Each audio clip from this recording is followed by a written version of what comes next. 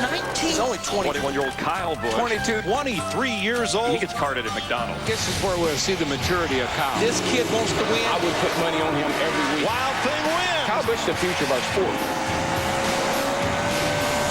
Kyle Busch celebrating his 24th birthday today. 24 is a great show. Monday nights on Fox, but 24 could be a great number for Kyle tonight. Here's Chris Devoda. Hard to believe he is only 24. He has twice as many wins in NASCAR, but Kyle, as far as Cup wins at this track, they haven't been here. Why, and would that be the biggest birthday present ever?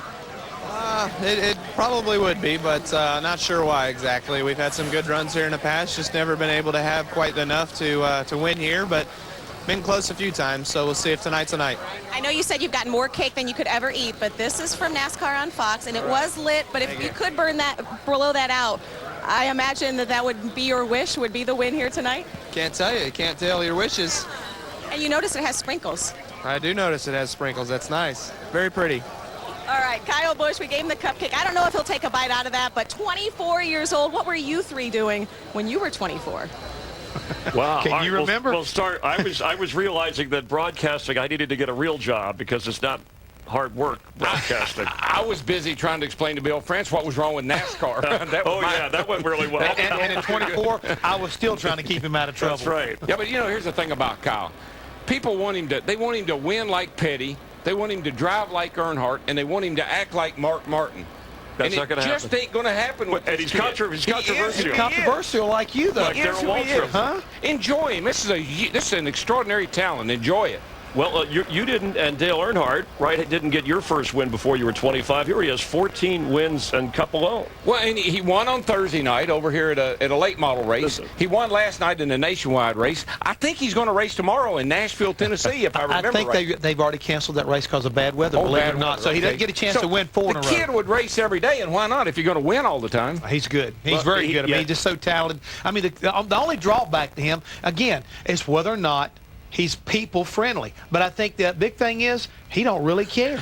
You know the other thing I found out? He don't like cupcakes either. And at 24, Dick Bergen was still 80, whatever that means. All right, it's been a busy week for Richmond area native Denny Hamlin.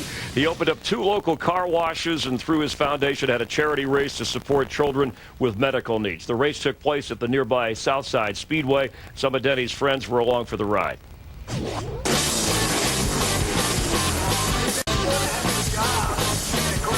It's going to be fun. It's going to be a rough one. This is one of the smallest tracks I've ever been to in a full-size car, so it's going to be rough.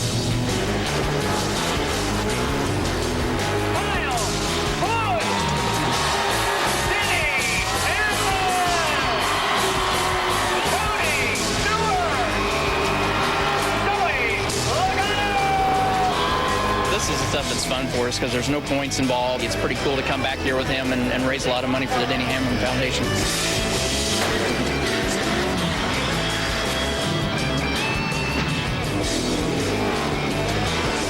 It was good. We definitely reached our goal of $100,000, and we're really happy about that. So Kyle's just he's got it figured out. No spotter, no radios or anything. We just kind of winged it. You know, one thing I love about my driver buddies, I love the way they use their popularity, their influence, and how they go into the community and they do things like what Denny just did on Thursday night to raise the money for needy causes, whether it's Victory Junction Game Camp, motor racing outreach, or whatever it is. That's just the heart of this sport, and these guys that just do a great job of it. Well, and DennyHamlinFoundation.org, the website, if you want to help. And a lot of guys in the garage today for this race, this evening. What are they saying about Denny Hamlin, Jeff? Watch out for him because, again, he was so dominant here a year ago, had that problem right there at the end of the race. But the main thing about it was he shows up at Richmond. For some reason, he's able to dig a little deeper. They find a really good combination, and he will be one of the cars you'll have to beat tonight. Look at that smile on his face. Yeah, confident. Now, we don't see that smile on his face everywhere we go. Part of He's that. Very confident tonight. Virginia Redskin, Joe Gibbs, a hometown connection. How about Tony Stewart? He's been close every week, getting a little bit closer to actually pulling into victory lane. I think Tony's, obviously he can win tonight. He loves this joint, too. This isn't one of his favorite tracks. This is his favorite track. Yeah. I tell you the other thing that's impressive to me, Ryan Newman, who got a terrible start to the year, but he is creeping his way up, and he's going to be in the top 12 here before long. It's taken a little time for, I think, Tony Gibson and him to get on the same page, Chris, but they're starting to make huge gains right now. But one of the guys I think you need to watch for tonight, the one car, Martin Truex Jr. also. We're back live here in Richmond. Jimmy Johnson has won 3 of the last 4 races here. Dale Earnhardt Jr., Tony Stewart have each won 3 times. Before we go racing, a good friend, a top-notch journalist, David Poole, died suddenly this week. He will be missed. He will be remembered.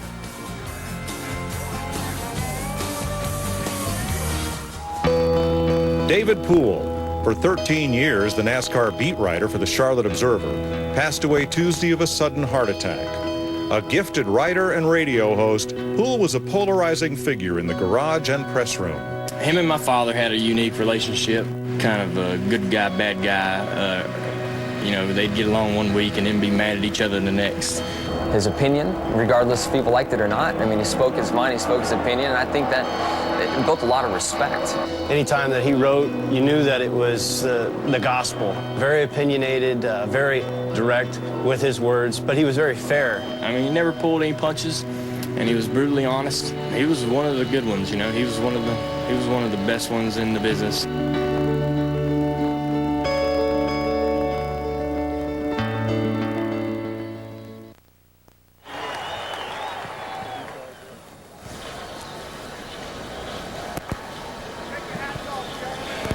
At this time, we want to pause for a moment of silence to remember longtime NASCAR journalist David Poole, who passed away on Tuesday at the age of 50. He was a dedicated journalist for the Charlotte Observer and Sirius Satellite Radio.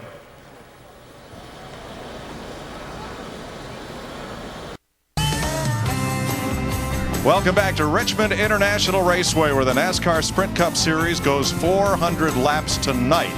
3 big showers during the day have changed the condition of this racetrack. You can hear the jet dryers just finishing things up as we're about to go racing here in Richmond. Hi, everybody. Mike Joy, Larry McReynolds, Darrell Waltrip with you to call tonight's action. And Darrell, who's got a shot to run off in the early going? Remember last year, Denny Hamlin led 381 of the first 382 laps here. That's the guy I'm going to keep my eye on, is Denny Hamlin. But I tell you, there's some other guys up there, too. I think Jeff Burton's car looked really good in practice. And Mark Martin always runs well here. So there's a number of characters. But I tell you what I'm going to be doing. I'm going to be worrying about the conditions. I'm going to be worrying about the conditions of the track, the conditions of the weather, and every now and then I'm going to worry about my own condition. Because sometimes it's not good. We worry about that.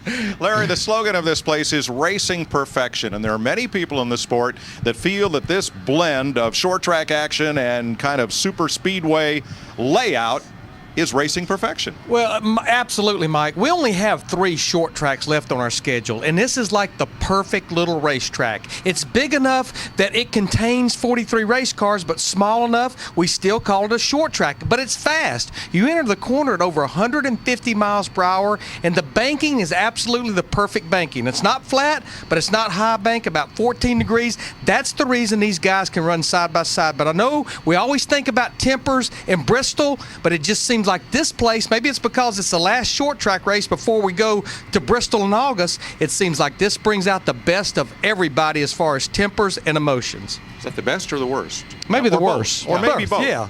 Depends on how you look at it. Keep a close eye on turn 2. That is often Calamity Corner here. Let's have a look at the starting lineup for tonight's 400-lap race. Brian Vickers, his second pole at Richmond. He is the track record holder. Jeff Gordon on the front row. There's Hamlin, the hometown hero, with Martin Truex, Jeff Burton, and Mike Bliss driving for the team that won last week. Ageless Mark Martin, rookie, along with the rookie speed there. And a look back through the rest of this field as they roll out onto the 3/4 mile here at Richmond. Let's see if we can get a hold of our pole setter here. Brian Vickers, it's a DW. You got a copy, buddy? Yes, sir. Brian, I know you just got on the racetrack, but just from what little you've been out, how's it looking to us? Still got a couple wet spots, mainly up around the wall. All in all, I think it looks pretty good. It's going to have a lot of grip when we go green. Yeah, 10-4, I do believe you're right. Hey, buddy, we know you got a fast car. Can you keep it up there all night tonight and get you another win? I sure hope so. Real proud of the Red Bull guys. They did an amazing job with the car in qualifying. And, with these new cars, there's usually not a whole lot of difference between qualifying and race trim. So hopefully that's a good sign for the rest of the evening. All right, buddy, you need to lead some laps tonight. You've only led 5 this year. This is a good chance to get you a bunch of them in the record book. So good luck to you, and we'll be calling. Maybe we'll call you a little bit later. What do you think? Yes, sir. We'll do our best. Appreciate it. Thanks. Leading laps hasn't been a real big priority here, but make it a great race day tonight with the perfect balance of flavor and refreshment with Budweiser, the great American lager. I mentioned leading laps because last year's winner Clint Boyer led only 13 laps. Denny Hamlin had dominated the race up to that point. Let's take a look at FedEx understanding the race. This is the trends or the patterns over the last 8 spring races here at Richmond. It's been NASCAR on Fox. The first caution, average lap 28. In fact, 4 times in those 8 races, we've had one before lap 10. The longest green flag run, roughly around 95 laps, and that's right there at a fuel window that's 95 to 105 laps. And the last caution, roughly about 18 laps to go. 5 times in the last 8 races, we've had one in the last 10 laps.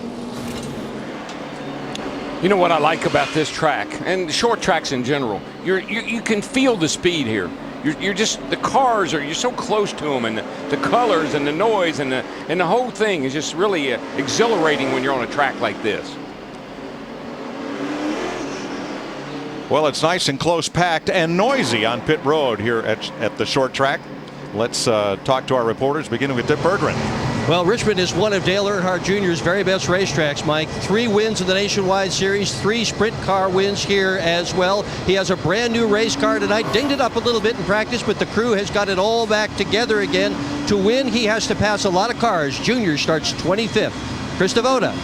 Well, it's no secret that the 99 has had some problems on pit road. They made some changes following Texas. Another change tonight, but this is a return to what was. Front tire carrier Jeremy Dyer is back for the first time this season for a knee injury before the season started. He is back and he is ready. Steve? Krista, Jimmy Johnson has won 3 of the last 4 races here at Richmond, but his success here has come through hard work. He didn't like this track that much when he first started racing here. In his 3 wins, he started 4th or better. More hard work tonight, Matt Yoakum. Jimmy Johnson starts 15th. If you were here last night for the Nationwide Series race, sitting up in the Commonwealth Grandstand just on the other side of start-finish, and you said to your buddy, hey, that guy looks just like Denny Hamlin. It was. Denny Hamlin took the night, had an old school night, hung out with his old friends from nearby Chesterfield, Virginia, up in the stands like they used to do before he was a big Sprint Cup Series driver. Now he's just dreaming about winning a race here at Richmond International Raceway. He's finished 2nd and 3rd, pulling all the crew chiefs in the garage. They point to the 11 car as the guy they'll have to beat tonight here on the 3/4 mile. This is one of NASCAR's oldest race sites. Originally the Atlantic Rural Exposition Grounds, the half-mile dirt track, played host to NASCAR's top division for 24 races. The track was paved. Track promoter Paul Sawyer paved the speedway, and they ran 40 races on the paved half mile. It was enlarged in 1988 to its current 3/4 mile configuration. Richard Petty is the track's all-time winner with 13 victories, followed by Bobby Allison with 7, and tied at 6, David Pearson, Rusty Wallace, and Darrell Waltrip. A place with a lot of history, and boy, a lot of excitement. You know, Mike, when you look at this racetrack, this is the front straightaway of the old racetrack. That's where we used to race, and then Paul Sawyer had a vision to make this place bigger. This is about as big as he needed it to be. Here we are. They enlarged the track so they could expand the seating and add a lot of suites, and they did a great job with it.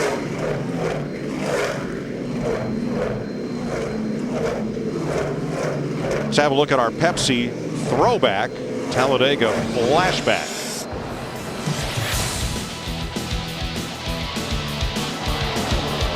Carl Edwards came down as Brad Keselowski held his line and sped to victory ahead of Dale Earnhardt Jr.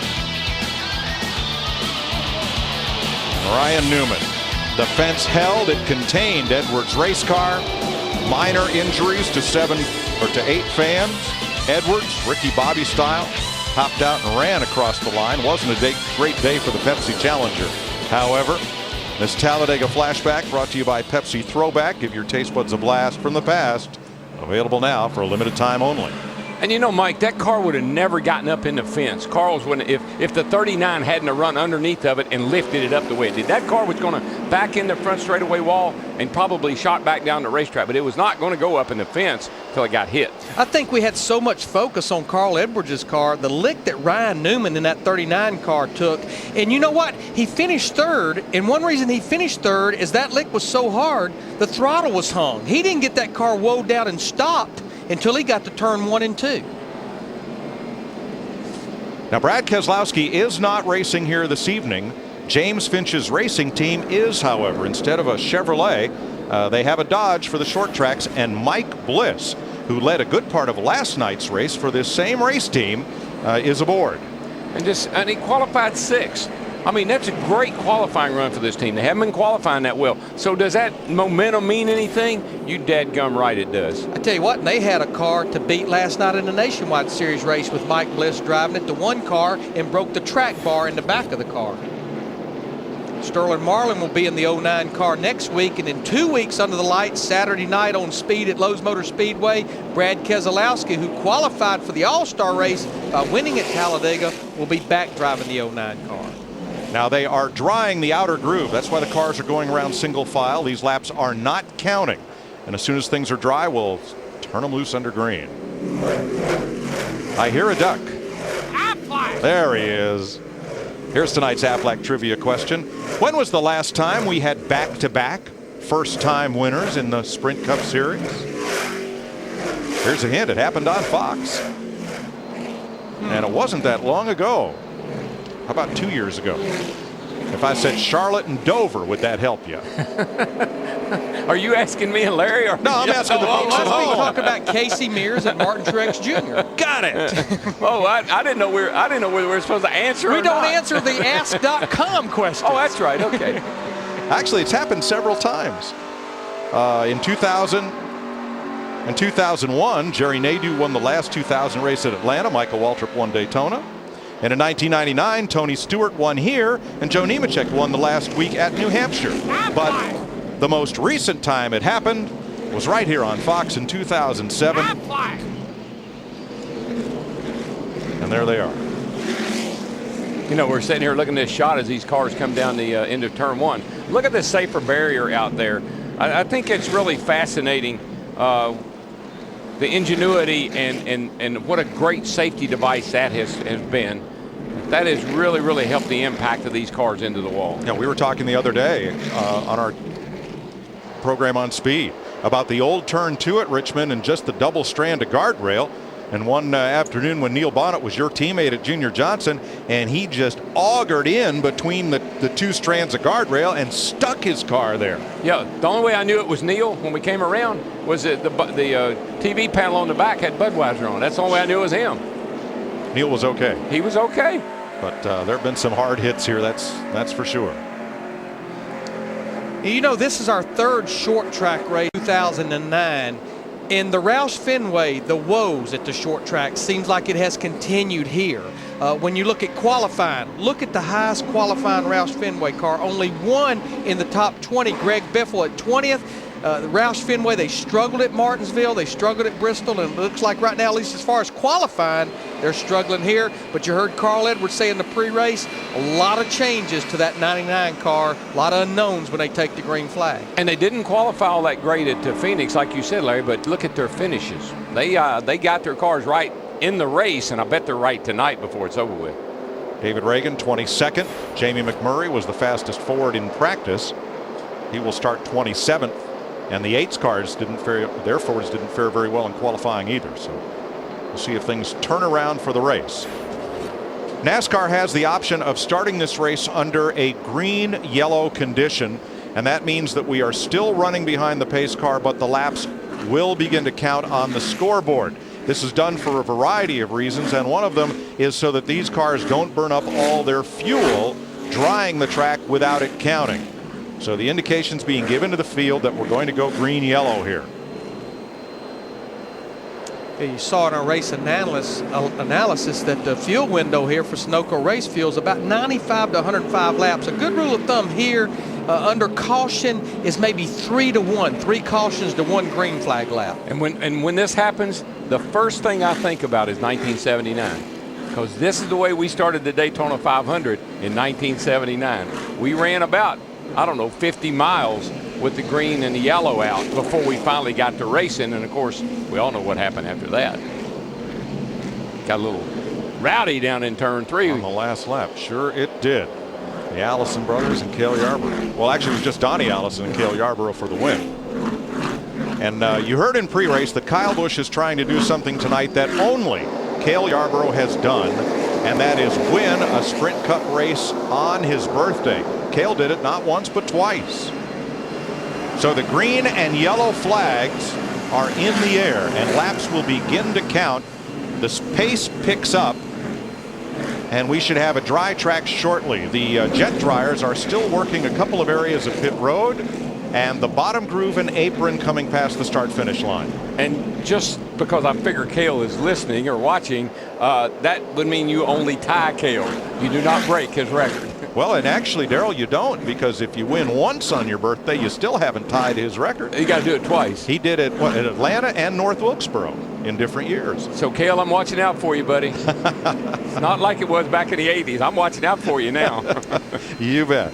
Hey, attention all you Digger fans, you can now get Digger on your computer and get free Digger videos, wallpaper, games, and more. Visit digger.ask.com. Now, since this race has officially started, Darrell pointed out to Brian Vickers how many laps he's led so far. Well, this will add to his total. He now will have 5 bonus points for leading a lap. Last year, though, you know, we mentioned Denny Hamlin leading 381 of the first 382, not winning the race. In the fall, similar situation. David Rudiman led the most laps in the fall. He led 104. Jimmy Johnson won the race. He just led 32 laps. And I think a lot of that spins back to the FedEx trends of the race, understanding the race. We normally always have that late race caution that just changes the complexity of the race, I think. They had one last night in the nationwide race. Oh, yeah. Kyle Busch was able to hang on and beat Carl Edwards. Well, once you have a caution, you know, with 25 or 30 to go, you can bet you there's going to be a couple more. Because you get all the lap cars and everybody restarting and trying to get laps back and trying to get the lucky dog and all that stuff, and it gets pretty hectic.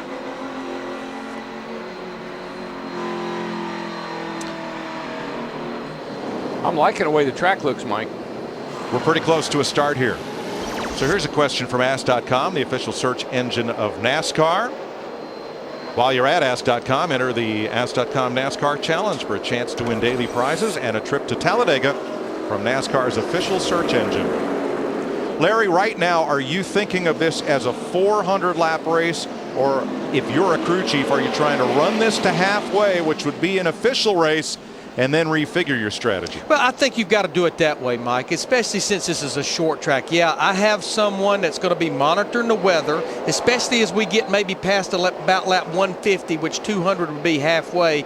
And I think once we get from lap 150 to 200, depending on what the weather's telling me and the radar's telling me, then I may have to recalculate this whole situation. It's not like that back in the old days. We didn't have lights. So if it rained, they usually just called the race off and you went home. All right. 2 to go is the indication. We have completed 4 official laps, and Brian Vickers will get credit for leading those. And in 2 laps, we should send them under green. Bristol, Martinsville, Richmond. Those are the 3 short tracks that remain on the Sprint Cup Series today, along with 2 road courses and a lot of super speedway ovals. But these short tracks are so special. I like what Michael does on his dash right there, Larry, and I think it's something that a lot of drivers ought to pay attention to. That's his pit road. That's where he is in the pits. And those are the cars that he will see as he comes to his pit box. And that tells him where his pit box is. You know, we sat down and talked to Jamie McMurray yesterday, and he was telling us there's a website that you can go to that will show the pit map after the teams pick it, and he will study that pit map before the race, the night before the race, just to get an idea of the cars that's around him. And he said best he can remember, Jamie in 6 car, he's never missed his pits. Yeah, I never did think about, I just thought about where am I on pit road? Am I near the start finish? I always found something to get my reference off of rather than looking for a particular box. But today, with this pit road speed limit, and especially coming down pit road under caution, you need to know if the fellow who's ahead of you is going to turn in before you or after you, and what to expect when you get near your pit box. Yeah, I can understand maybe getting squeezed, or maybe, you know, getting in trouble, getting in somebody's way, or somebody getting in your way. But just think about Dale Jr., be honest with you. How you can just drive by your pit, that just seems almost impossible. Here's the best side of the evening. No, not Digger, the pace car. The lights are out on the pace car. Uh-oh. We're going green this time.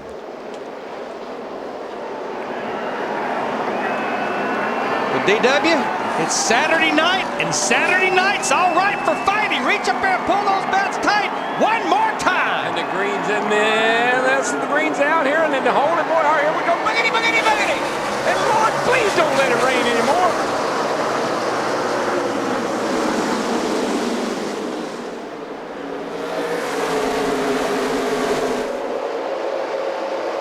Jeff Gordon with a full head of steam into turn 3 on the outside. Well, I tell you, the car that drove it down into turn 3 was that one car of Martin Truex Jr. I have no idea who led that first lap. It was that close. Scoring says Gordon. Boy, I tell you, this is tough.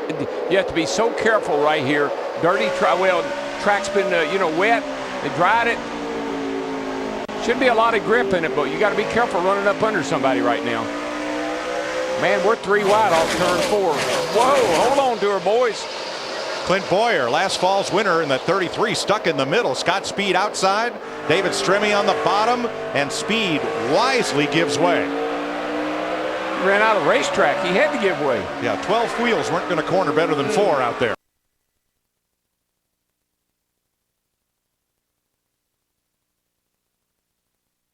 Hard in turn 3, and it's Dave Blaney. Dave Blaney in a 66 car. Caution is out. That's the last one, bud. Come on down when you can. See what happened here. Take it to the truck. Blaney started 26th. This is Blaney right here, heading down in the corner. Oh, he just gets loose, guys. He got in there a little high. You can see it's kind of dirty up there. You saw a little dust flying up as the car lost control and went into the wall. Dave Blaney brings out the caution in Richmond. Ready for the restart. John Andretti, Michael Waltrip, Casey Mears all stopped for tires. We've restarted. Here comes Kyle Busch on the outside from the middle of the pack, and passing on the outside between the flag and the stand. He gets 2 spots. Wow. He's got that restart thing down pat. He did that last night in the nationwide race, took the lead and checked out. Alongside David Stremme now for 12th place, 11th place.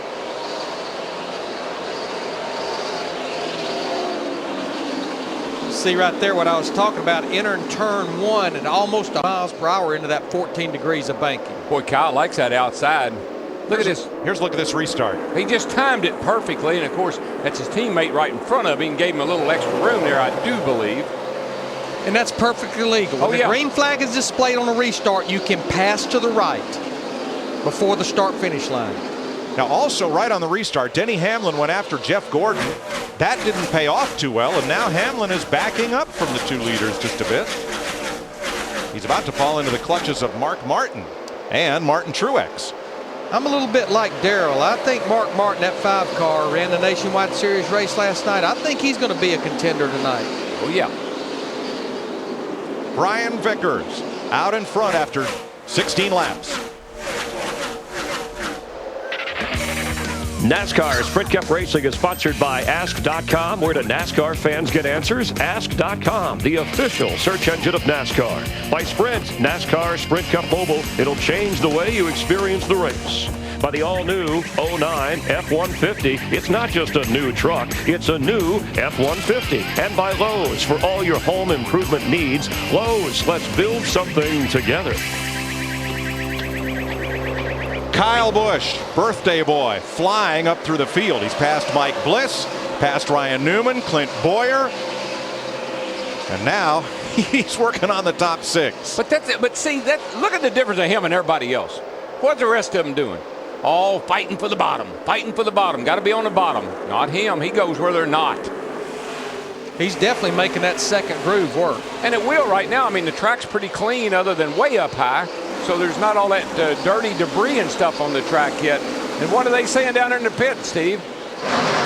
DW Steve Addington, his crew chief, said earlier today, I feel really good about the speed of this race car on the short run. He said Kyle likes the balance of this car, but Addington added he was a little concerned on a longer run if that car would retain its speed. He started 14th. He is up to 7th place. Yep, I'll take a short run car tonight. It might just pay off. But this race seems like it always, especially in the middle portion, it kind of settles down and we get that long green run. There are the two leaders, Vickers and Gordon. You see the gap they have put on Denny Hamlin as we cross through 20 laps. And Mark Martin stalking Hamlin. Matt? Mark Martin just told Alan Gustin he's going to try to take it easy as he can on the right rear so that he doesn't burn it up. But under the caution, he said the car was really good so far, and DW and Larry Mack touched on it. Just knowing what they did is we got a pass for the lead up front. Gordon around the 83. He learned so much running the nationwide race about the tendency and the trends that we'll see tonight go on here in the Cup race. That's definitely one positive in running that Nationwide Series race, because they run the same tire package that the Sprint Cup Series cars are running tonight. David Rudiman dropping back just a bit. Remember, he led 140 laps here last fall in the 00. Ryan Newman on the inside. Yeah, he did. David led 100 and some laps here last year, but his crew chief is the crew chief from last year, is the crew chief on the 83 car this year, Ryan Pemberton, and that's why I think Ryan is running why Brian's running as good as he is. Tell you, a car on the move is that car right beside David Rudiman, Clint Boyer in the 33 car. Talked about him earlier. Won this race last year, driving the 07 car, driving with this new team, sitting 8th in the points. He's had a couple of bobbles here lately, but pretty solid for a brand new race team.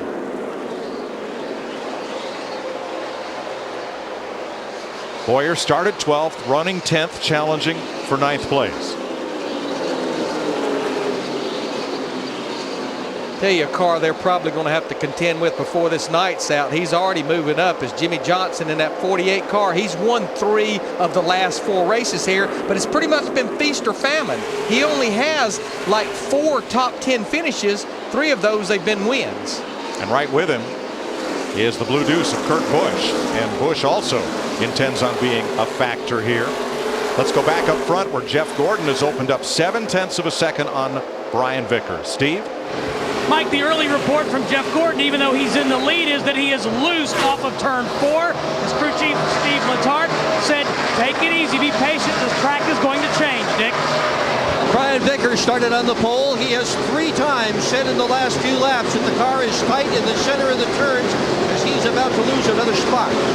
I think the guy he just lost the spot to is the guy. Remember in practice yesterday, that 11 car ran a lot of long runs. And that's where, about now, is when that's really going to start paying off. We've got 28 laps in the books, and that 11 car is coming to the front. Mark Martin makes the pass for 3rd, so it's Gordon, Hamlin, Martin, and Vickers after 28 laps.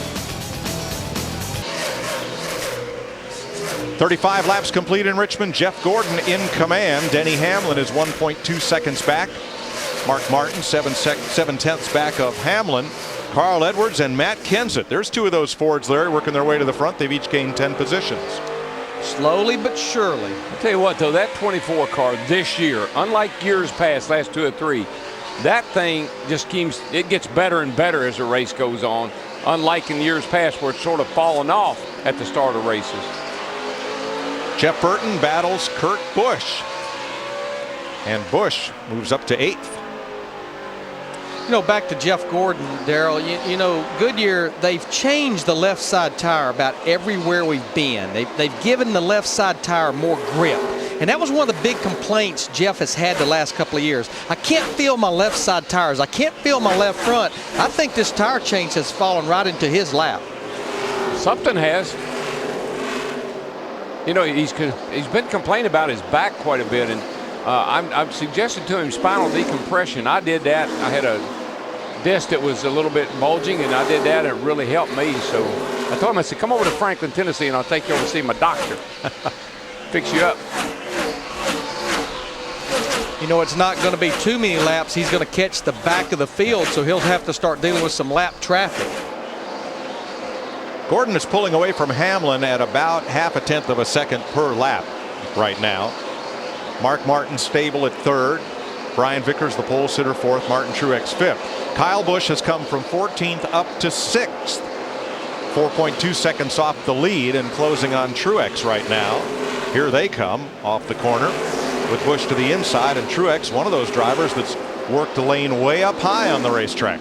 I'm just convinced, so Larry, I know talking to former teammates of Kyle Busch's, one of the things they are fascinated by when they look at his lap tracker and how he gets around a racetrack when they have the data in the car, he uses no brakes. Yeah. And it's so obvious if you stand up here and watch him enter a corner, he enters a corner much faster than anyone else. Of course, there are other guys out there will agree that he hardly ever uses any brakes, but Kyle Busch on the bottom, Martin Truex up top. Jeff Gordon is your leader. We want to welcome you, those of you who've been watching Major League Baseball and the Atlanta Braves here on Fox. We started this race under caution. Brian Vickers, the pole sitter, led the first 6 laps. Jeff Gordon led 1. Vickers back out front for 15, and now Gordon has led the last 21 laps. 1 caution. The 66 of Dave Blaney spinning up into the fence between turns 3 and 4. Now, I've been watching this battle here. Kevin Harvick in the 29. He's been working up the racetrack as you see it right here. It's like his car, it's starting to go away here at lap 44, and he's about to lose a position to the 48 car of Jimmy Johnson. But just remember, a major change at Richard Childress Racing coming into this race. Richard just felt like the performance of Kevin Harvick, the 29, Casey Mears, the 07, was not where it should be. He basically swapped the entire race teams. The only thing that stayed in place was the drivers, the spotter, and the sponsor. Everybody, crew chief, engineers, guys in the shop and at the racetrack were swapped between the 2 teams. if you're going to do something like that, now's the time to do it. Still got a lot of racing to go this year. How about Kurt Busch? His Roger Penske's Dodge has come from 17th to 6th. Pretty impressive. Very. Meanwhile, his younger brother Kyle is 1 spot further up the board from 14th. We'd like to thank our friends at Speed TV for helping us with NASCAR coverage from Richmond during our long-running baseball game on Fox. Viewers on Speed can now stay tuned for the Toyota Pro Celebrity Race from Long Beach. We'll be right back with NASCAR on Fox. NASCAR Sprint Cup Racing on Fox is sponsored by Budweiser. Reach for the perfect balance of flavor and refreshment. Budweiser, the great American lager. Jeff Gordon continues to lead at 54 laps, half a second over Denny Hamlin. You're watching Casey Kane there, and side by side, Kurt Busch going after Brian Vickers for 4th. That old Blue Deuce, she is picking them up and laying them down. Yeah, he is. P4 right there, man. You're wearing them out. Keep it up. And here's Scott Riggs coming pit side in the Tommy Baldwin Toyota. And behind the wall, Jeff Gordon lapping Jeremy Mayfield. Right now 35 cars on the lead lap. Steve. Like the update from Jeff Gordon, he's still a little bit loose off of turn 4, and now he has picked up a tight position in the middle of the corners. And that's the big deal here. I mean, getting the car to turn and rotate right through the middle, but yet, and Darrell, you talked about it yesterday, trying to get 850 horsepower to hook up to those rear tires. One thing you got to do is keep your foot off the brake. If you're riding your car down with the brake and we see those rotors glowing red all the way to the center of the corner, that means you got a lot of brake. You got to get your foot off that brake if you want it to turn. Well, then here's tonight's Napa Adaptive One Brakes Richmond Breakdown.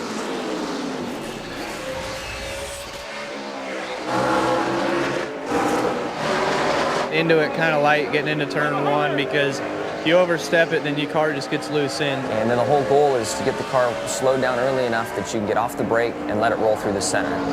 If you don't, you stay on the brakes through the center of the corner, you're just going to continue to build brake heat and have problems. Getting into turn 3, it's easy to lock up the left front tire. It seems like you really just want to pound the brakes as hard as you can right away, then get off the brake pedal as you're setting down into the corner. So again, it pays to get off the brake pedal soon, but it's always tough at Richmond because you're trying to dive in those corners deep and gain that speed. Richmond Breakdown brought to you by Napa Adaptive One brake pads. Check out adaptive1.com for big savings during the month of May. Well, the more brake that you use, it heats that right front tire up, heats both front tires up, and that just makes the air pressure go up, and that will in turn will make the car where it doesn't want to turn because you've gained spring rate in the front of the car. And the brakes on these cars are so massive. I mean, these brakes are huge. When we came back from break, Jeff Gordon was about 6-7 tenths up on Denny Hamlin. He has doubled that gap on the second place car now. Jeff is really, really getting through traffic nicely. I'm noticing that it's the thing about a driver like Jeff Gordon. When you look in your mirror and you see Jeff Gordon behind you, you give him some room because you know he's fast.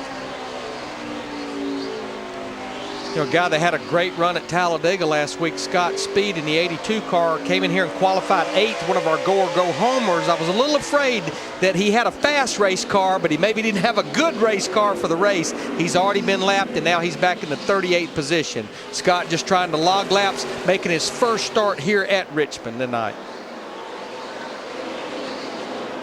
Another driver who is not off pace, but certainly off where he started, is Casey Kane, who started 18th and just dropped from 32nd to 34th. Yeah, and he had a little trouble here on the front straightaway. I don't know if he made contact with the wall or not. It looked like he did. He was racing, I think, with Sam Hornish, I believe. There's Sam down on the inside. Let's see if they get together up here on the straightaway. Yeah, see. They made contact. I don't know if he hit the wall or not, but I know it. Ever since then, he's been going backwards. Well, I know 2 things he's been complaining about. We got a report from the pits. His car will not turn, and is also his brake pedal. He's got a vibration in his brake when he gets on the brake pedal. Bobby Labonte coming up to the back bumper of Kane, and right behind Labonte, the leader, Jeff Gordon. Well, they're gonna have to pull something out of the hat here to stay ahead of Jeff Gordon, because he is just past him when he catches them. You know, Casey Kane was in the top 12 in the points going into Talladega, got caught up in that wreck, knocked out of the top 12, and right now he's on the verge of going a lap down because you see the leader just bearing down on him. And it's not, I don't remember what your track facts were, but it's not unusual for this sucker to go green for a long, long time. An average green run here is somewhere around 95 to 100 laps, which is right out of fuel run, and this is the time of the race we'll normally get those long green runs. Now the starter is working the passing flag on both Labonte and Kane. They are side by side, the leader right behind them, but it's not as if you can just get out of the way. That battle's going to have to resolve itself soon because Jeff Gordon's lead is disappearing. Hamlin is coming. Now, Mike, real quickly on brake problems, one of the things you can do, as we've said in the past, you got a knob up on the dash up there that you can take front brake off and put some more pressure to the rear. Let's see if we can catch Casey. I think he's complaining about his brakes. There you go. He's cranking a little rear brake in the thing, trying to get a little heat off those front brakes. Jeff Gordon's going to force the issue here. He gets under Kane. Labonte gives Gordon the bottom. And the leader's going to be able to move past both of them. But look, Denny Hamlin, that side-by-side battle in front of Gordon has taken his entire lead away. Well, they better not mess around too long. 24 or the 11, because there's a blue car that is on the move. Yeah, because he just drove by Mark Martin in that 5 car. That's Kurt Busch in the 2. That 2 is hooked up right now, boys. She is going. You know, if there has been a team that turned things around from 2008 to 2009, Kurt Busch. At this point last year, he was 20th in the points. He had that second place finish in the Daytona 500. That was the only top 10 finish that he had. And you look already this year, he has the win in Atlanta, 3 top 5, 6 top 10s, and he's basically completed every single lap of competition this year except for one. David Gilliland has gone to the garage, joining Scott Riggs and Dave Blaney. Jeff Gordon out in front for 48 of the 71 laps so far.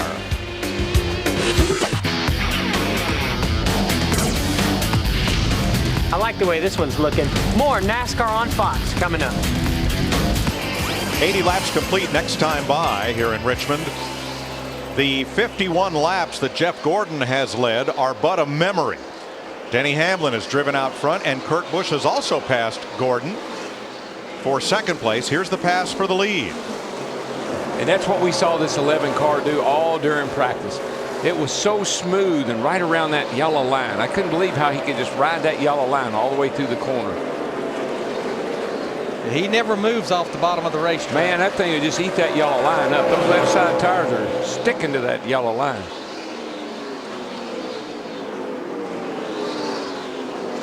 This cat here ain't four behind him, I can tell you that. Pole sitter Brian Vickers currently in 12th. Teammates at Joe Gibbs Racing, Denny Hamlin and Kyle Busch, 1st and 6th. There are Toyota top performers of the race at this point, with Marcus Ambrose 16th, David Rudiman 17th, and Joey Logano 20th. Tell you what, this cat right here, he's putting some good cars a lap down. He just went around Greg Biffle to put him a lap down, and there's some good race cars right ahead of him. But Kurt Busch is closing fast, Matt. Mike, back at Phoenix, Kurt Busch had one of the best cars all night, just not the finish that he wanted. They brought that car here to Richmond. 130-lap run in final practice, and Kurt said, we really have something for Saturday night. And he just came on the radio a few laps ago and said the car is a little free on entry, a little free on exit, but he really likes it. No change at this juncture on their first scheduled stop, which is about another 15 to 17 laps. As long as that thing's just a little free and it's turning good, I don't know that I'd get too aggressive. This is a battle for 9th right here between Tony Stewart and the 14 and Martin Truex Jr. in the 1 car. Yeah, when you're a little free in, you just back the corner up a little bit. Back off a little early and let it roll down in there. Little free off, just work the throttle a little bit. You'll be okay. 9th and 10th, Stewart and Truex. There's Kevin Harvick 11th. And the number 29, the Shell Pennzoil car. He's kind of just settled in right there, just outside the top 10 right now. He's about 11 seconds, which is about a half a lap behind leaders Denny Hamlin. And you know, I talked about the Roush Fenway cars. The car right behind Kevin Harvick seems to be the biggest hope, at least for right now, that the Roush Fenway Groups has. David Reagan in the 6 car. David started 22nd. He's moved up to the top 12 in 12th. New colors on what tonight is the UPS Freight Ford. For Reagan, kind of running in a pocket all by himself. Nobody directly ahead, nobody challenging from behind. Pretty paint job. I like that. There's the Prilosec Chevy, Jeff Burton. He's dropped back a bit, but that never worries me about Burton. When he starts up front, expect him to be a contender, but don't expect him to run out front all night long. Wait till it counts. Marcus Ambrose, the Aussie, running on the inside. Krista?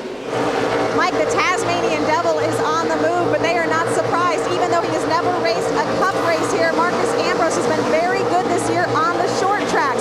They have actually been the team's bread and butter. I guess you would say it's the pork and beans, since he has Bush's best baked beans on the car. They just told him, who's the man? Marcus, you are. Thanks, Krista. Elliott Sadler made a pit stop. They had to push his car to get it restarted. More of the Richard Petty Motorsports cars in. Reed Sorensen getting 4 tires right now, and A.J. Allmendinger on the way into his pit now. Well, those are all Richard Petty Motorsports cars, and honestly, with the number of laps we ran before we took the green flag, I'm not really surprised to see these cars on pit road. It seems like the Dodges maybe are a little off on fuel mileage versus some of the other makes. Plus, I think that I know Elliott had just gone a lap down, so you know you can't stay out there on those old tires. Come in, get tires, and maybe something will happen. Got to do something. Reed Sorensen back in the battle, as is Allmendinger. This is one of those places where fresh tires will pick you up a lot, but if you make a green flag pit stop and there's still guys out there and the caution comes out, you're going to be about 2 laps down. 2 laps down, you got it. Yeah, that's a nightmare right there. But we're definitely seeing more and more green flag pit stops. Here comes Robbie Gordon in the 7, Mike Bliss in the 09. Joey Logano started 13th right now, running 21st, and in the Home Depot rookie file, Joey raced in Denny Hamlin's short track showdown at Southside Speedway Thursday evening. This is awesome, dude. For Denny to get all those guys out here, all the Cup guys out here, and go race and to raise money for the Denny Hamlin Foundation. That's a really big deal, and it's cool he gets to do this and come to his old hometown, short track, and get to race old late models he used to race against. So that's really neat for him. And we're just all out here to have fun and raise money for a good cause. The Dodges have been in. Now it's the Fords' turn. Greg Biffle and Bobby Labonte and Matt Kenseth getting service. But, Mike, I think the biggest thing I'm seeing here maybe doesn't have a lot to do with make as much as the fact of cars that just got lapped to get lapped. What they're hoping is to take advantage of these fresh tires. The leader stays out there for a while and we get a caution, and then they've made up that ground. Here comes a 31 car on pit road. Jeff Burton. Steve Burton had faded back, well, quite a bit, and here he is on pit road. Mike, the issue for the 31 at Jeff Burton is he said he has no rear grip whatsoever. He is very loose and really needs help. They're going to make a wedge adjustment and an air pressure adjustment to hook Jeff Burton up to this racetrack. Joe Nemechek is in along with Kevin Harvick, Jeremy Mayfield, Sam Hornish, and Carl Edwards. Edwards had come to 20th place from 37th before pitting. Matt? And Harvick is in. His biggest complaint was just trying to get the car not so tight to the center of the corner. Now Gil Martin, his new crew chief this week, calling for an air pressure change. Going to go down. Air pressure on the right side. Service complete. He's away, Krista. Carl Edwards had been really good into and off the corners. The car was starting to get tight in the center and free off. They came in to make their stop just now. Carl Edwards' team taking 4 tires. Denny Hamlin is in. The Chesterfield native is on pit road. Dick Berggren. His car has been a little bit free off, Mike, tight in the center. Other than that, the car has behaved pretty well. This is not the same car that led all those laps in the spring. Crew chief Mike Ford said that car's a year old. It's outdated, obsolete. The Busch brothers are in. Kyle and Kurt, who assumed the lead. 83 car just missed pit road. He didn't. He missed the entrance to pit road. Brian Vickers, our Vickers, he's having to come back around and come in again. Matt. Kurt Busch is in still, not calling for any changes on the blue deuce. Like the way it was. A tick on the free side. They're good. Stremme, McMurray are on pit road. So is Reagan. Both the Red Bull cars, Vickers and Speed. Mark Martin's in. John Andretti and Tony Stewart in the pit lane. This has handed the lead back to Jeff Gordon in the 24 car. Steve Letarte has not brought him in, but another Hendrick car is in, Matt.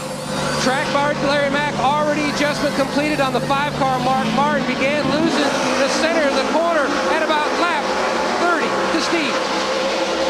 Jeff Gordon dropping on the racetrack, Matt. He says, I have 0 drive off the corner, and I'm really tight in turns 3 and 4. Steve Letarte says, we're going to get you some wedge, and we're going to get you some air pressure to take care of you. Casey Mears and Jimmy Johnson in. Ryan Newman's the new leader. If you think back to Phoenix, and that's where we ran this tire last, that was the biggest complaint we had all night long for most of the guys. No forward bite, no grip up off. These tires seem to turn good, but they don't seem to have the forward bite that the guys would like to have. 4 tires and what looked like a bit of a long stop for Jimmy Johnson. Now Newman's in, Matt. Mike, Tony Gibson going to try to fix the loose on entry and tighten the center with a wedge and air pressure change for Ryan Newman. Stop's done. We're good to go. Everyone has now been on pit road, and we cycle back to Denny Hamlin in the lead. Kurt Busch in second. Mark Martin, Kyle Busch, Jeff Gordon, Ryan Newman. I think that little bit of lead he has had a lot to do with he came to pit road before Kurt Busch and got advantage of the fresh tires. 100 of 400 laps complete in Richmond. NASCAR Sprint Cup Racing on Fox is sponsored by Sunoco. From NASCAR to your car, Sunoco, it's what's inside. By Claritin Allergy Products. Live Claritin Clear. And by McDonald's. 109 laps complete. Denny Hamlin the leader, 2 seconds up on Kurt Busch.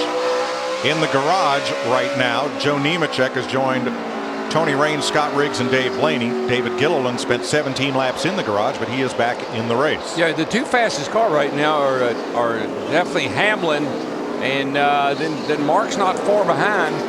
He and Kurt Busch are running about the same speed, Mark Martin and Kurt Busch. You know, guys, we had about a 10-lap window that we had all of those green flag pit stops. And the guy, to me, that made the most ground up, he pitted right in the middle of those 10 laps, was Matt Kenseth. Now, what we're going to show you is green flag pit times, which is the 2 complete laps, including the stop. Start-finish line, down pit road, back to start-finish line. Matt Kenseth, he was not even in the top 20 when these green flag pit stops started. When it was all said and done, he's sitting there in the top 15 battling David Ruderman right now for the 15th spot. So what happened on pit road on green flag pit stops really paid off for this 17 car.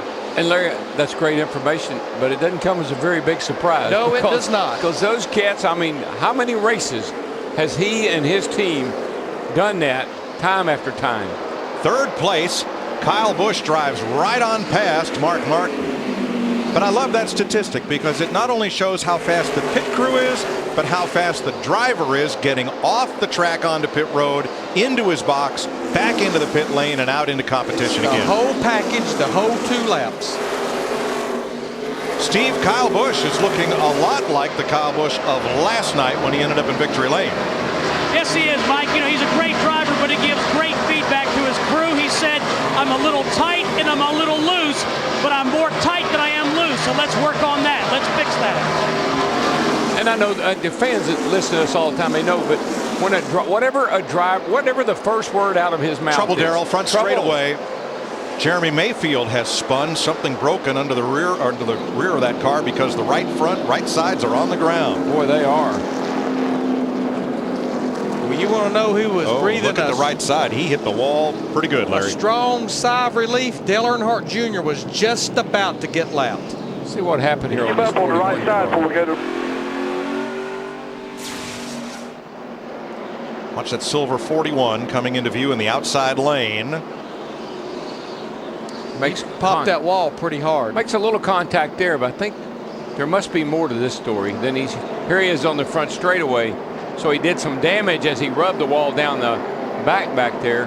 Then he spun out, and that's what blew out the right side tires. Yep, there they go, down on the rim. So we're under caution. Officially, this is the 3rd caution of the night. We ran the first 6 laps under a green-yellow condition, drying the track out. Pit road's open. Here they come, led by Hamlin. Matt?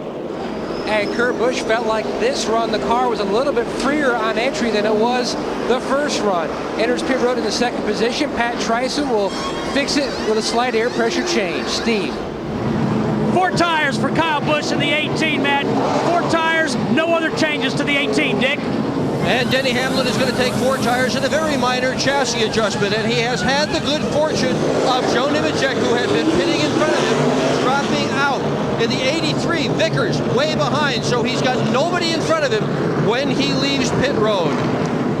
I was watching Clint Boyer, the 33 car, Ryan Newman. They went with 2 tires, and we hear that Jimmy Johnson has a pit road speeding penalty. And looks like somebody else is going to pick up a penalty as well.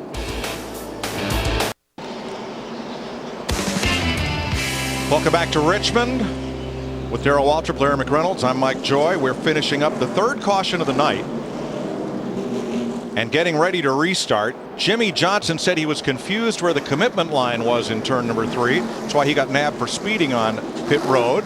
The loose tire belonged to David Ruderman, so he is back at the tail end of the longest line along with Johnson with those penalties under caution. And Juan Pablo Montoya is the free pass recipient. He's back on the lead lap as we're ready for our Clareton Clear to Drive restart. Live Clareton Clear, indoors and out. Now, Clint Boyer, who is leading this race, Shane Wilson decided to go with just 2 right side tires, as well as Ryan Newman back in 3rd, and Carl Edwards in the 99 car, who is up to 8th right now. Boy, Larry, that caution couldn't have come at a better time for a bunch of these guys. They needed adjustments badly, and one guy needed a caution to keep him going a lap down. That was Dale Jr. Carl Edwards up into the top 10 after what he called a horrible qualifying lap that put him 37th on the grid.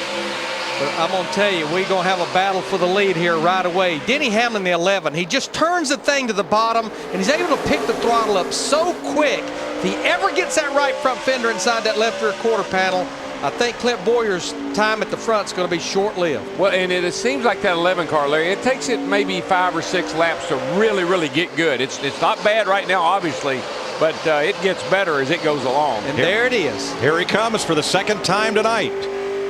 Chesterfield's Denny Hamlin, who has spent more years at Richmond International Raceway in the grandstand than he has behind the wheel, is back out front. Yeah, and I think he's got to get some gone, because 2-car of Kurt Busch is as fast as he is once he clears these other cars too.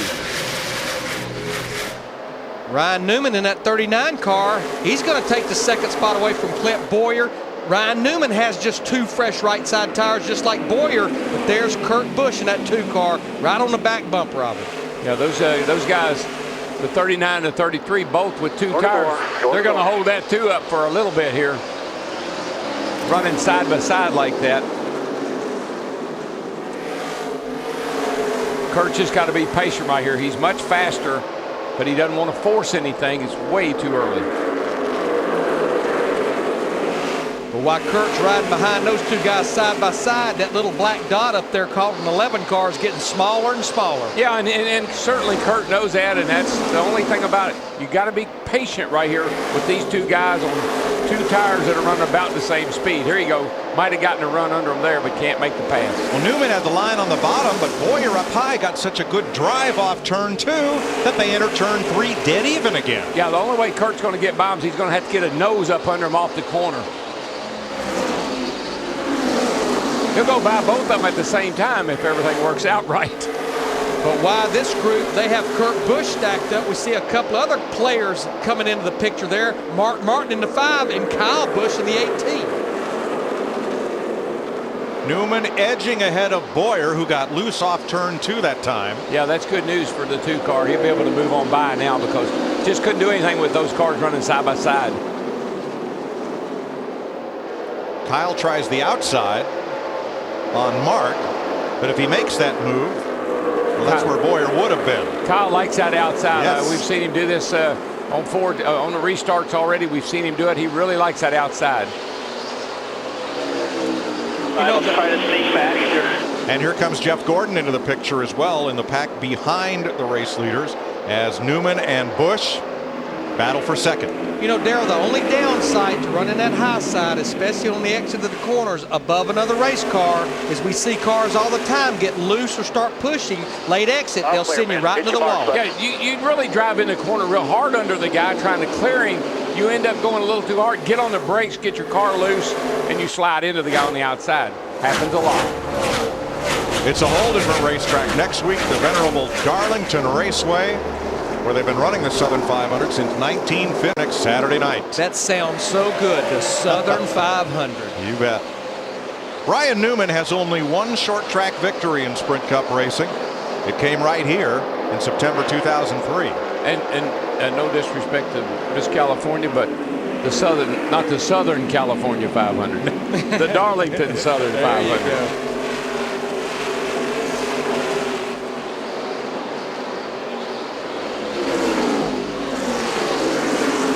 You know, Denny Hamlin said earlier in the week that he's not a believer in a racetrack owing a driver anything. But he said, I will make one exception. When you lead as many laps as he led here last year and cut that tire down with less than 20 laps to go, and we know how bad he wants to win here at this racetrack. But look how relaxed he is in that car, Larry. I mean, very little input on the steering wheel, a little bit up off the corner. Very, very relaxed, very comfortable in that race car. 1/3 distance, 133 laps in. Here at Richmond International Raceway, you're watching NASCAR on Fox. 141 laps in this 400-lap race. Live at Richmond on Saturday night. It's time for an AT&T race break. Jeff Hamlin, Chris Myers, moments ago as Denny Hamlin has led the most laps now, moving in front of Jeff Gordon, who led 53. You said at the start of this race, you got to check those tempers. You better check those tempers. Watch the 7 car of Robbie Gordon. He comes down. He slams into the side of the 1 of Martin Truex Jr. That's what you call short track racing. All right, so let's go back to Denny Hamlin, who's led laps in all 7 Richmond races, no wins, 3 top 3 finishes here in the last 6 Richmond races. But let's talk about how he's never been able to get a Cup victory here. He said the Nationwide Series race that he won last year was pretty much the biggest of his career. Yeah, but right now you better be taking a look at what's going on the outside, and that's the 2 car of Kurt Busch. He's going to drive by our hometown boy, Denny Hamlin, that 11 car, and take the lead away from him going down in turn 1. And Kyle Busch currently running 3rd. Kurt Busch, the points leader, of course, coming into this weekend, having moved ahead of Jeff Gordon last week. You know, Kyle said on his 24th birthday here, happy with the car on the short run, but concerned about the longer run. And I think that's what's getting him in trouble. Darrell talked about it early on. Tonight might be the night for a good short run car, but here so far, the way the weather's played out, you need to have one for the long run. And so far, I think the 18 and the 24 are suffering on the long run. Carl Edwards has slipped back to 14th, but compared to where he started and coming off the tumultuous trip at Talladega here, what kind of race is he running? Well, he's been good. He's been working his way through traffic, but all of a sudden, whatever adjustments they made during that last pit stop, it's not really paying off. He's falling back through the field. He's 15th right now. All right, Jimmy Johnson, you heard about the lap row penalty there. It's going too fast. Dale Earnhardt Jr. just missed being lapped. Yeah, we got both those guys back. They're kind of margin in the traffic. And again, we see the 83 car pole setter. He's also a lap down because he missed pit road on a green flag run of pit stops, put himself a lap down. But for Jimmy and Dale Earnhardt Jr. both, they've got their work cut out. If they want to win this race, they've got to fight their way through traffic. Jimmy Johnson has won 3 of the last 4, and to vote for the AT&T Fastest Pit Crew of the Year award from your AT&T phone, text the car number for the crew you think will be the fastest and most valuable. The fan vote, along with Jeff's selection, determines the winning crew each week, so your vote does count. Vote each week for the AT&T Fastest Pit Crew of the Year award. And let's rejoin Darrell, Larry, and Mike. Thanks, Chris. 148 of 400 laps complete. Denny Hamlin has now led over 500 laps at this racetrack. Kurt Busch is the 6th different leader of the race. Jeff Gordon has led 55 laps. Brian Vickers out front for 21. Clint Boyer and Ryan Newman also led a couple. We've had only 3 cautions starting the green-yellow condition in which we started the race. Dave Blaney, single car accident, and one for Jeremy Mayfield.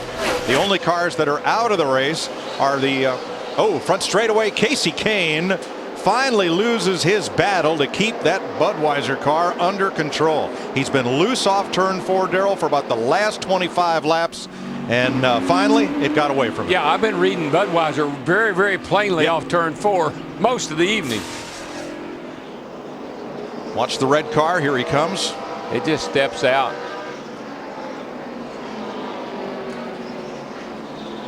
He's had his hands full since the drop of the green flag.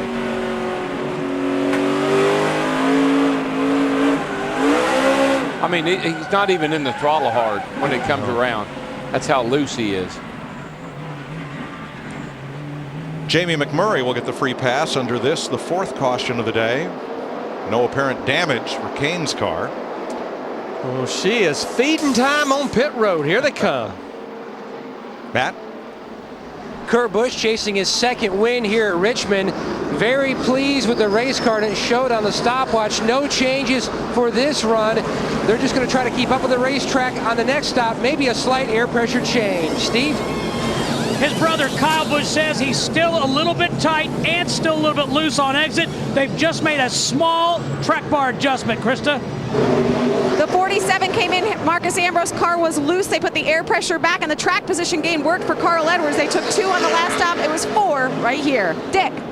Denny Hamlin pitted out of 2nd position, is racing for the lead. Looks like he got it coming out of pit road. They made just a minor chassis adjustment to that car on that pit stop. Hamlin gets out first. 151 laps complete, and the Crown Royal presents the Russ Friedman 400. Lead lap right now, 1 lap down. He's at the tail end of the lead lap. He'd love to see a caution right now. Yeah, but that 11 car, Denny Hamlin, he's getting ready to get bushwhacked. because he got the two Busch brothers breathing down his back bumper.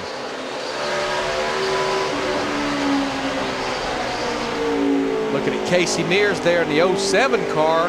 If we got a caution for the time being, he would be the free pass car, the first car one lap down behind the leader. There are 11 cars one lap down with that long green flag run. Biffle's doing a pretty good job of staying out in front of Hamlin, but Hamlin is not yet under any pressure from Kyle Busch. Kyle Busch is under pressure from Kurt Busch, his brother, in that blue 2 car. Yeah, the 18 car, Kyle Busch had a nice pit stop. Picked up a couple of spots in the pits. You know, Darrell, I remember there was nobody Donnie Allison liked better to beat on the racetrack than his brother Bobby. And I've got a feeling the Busch brothers kind of feel the same way about each other. Well, I loved last week when I was talking to Kyle, you know, and he said he and his brother, they get along just fine off the racetrack, but their philosophy on the racetrack is quite different. He said, and he was complaining about me passing him on the outside. He said, but I wanted to tell him, but I was afraid to. But that's the way we do it in the front these days. Well, I think Kurt's learning how they do things at the front here last few weeks. Kurt this year. Kurt was probably watching that interview. So Denny Hamlin gets by Greg Biffle in the 16 car. Now Kyle Busch will go by him. So Greg would be the first car one lap down to get the free pass should we get a call. And no, you play musical adjustments here for a little while because you try to tighten the car up maybe a little bit too much. Maybe you free it up a little bit too much. Kind of go backs and forth here and hopefully have it right at the very end. Here, let's have a look at what happened from Dale Jr. That's Rudeman just ahead, and you'll see Montoya come into the picture there as Rudeman came across looking for the bottom. Well, I don't think he had any idea that Juan was there because the Rudeman in the 00 started to turn down, and here comes Juan Montoya in the 42 underneath him. Tell you what, looking at Dale Earnhardt Jr., the 88 car, he's back there in the 23rd position. Dick Bergman was telling us at break that there is nothing about this race car that he likes right now. Not the way it drives. He's even a little bit aggravated with his spotter, I think, even right now. Well, that's going to make old buddy of mine, Rooster Alexander, at home very unhappy because this is his 88th birthday, and he told me to tell Dale Jr. to win the race for me since it's my 88th birthday. I might have to get out. I think we're going to have to work on it, Rooster, if he's going to win tonight.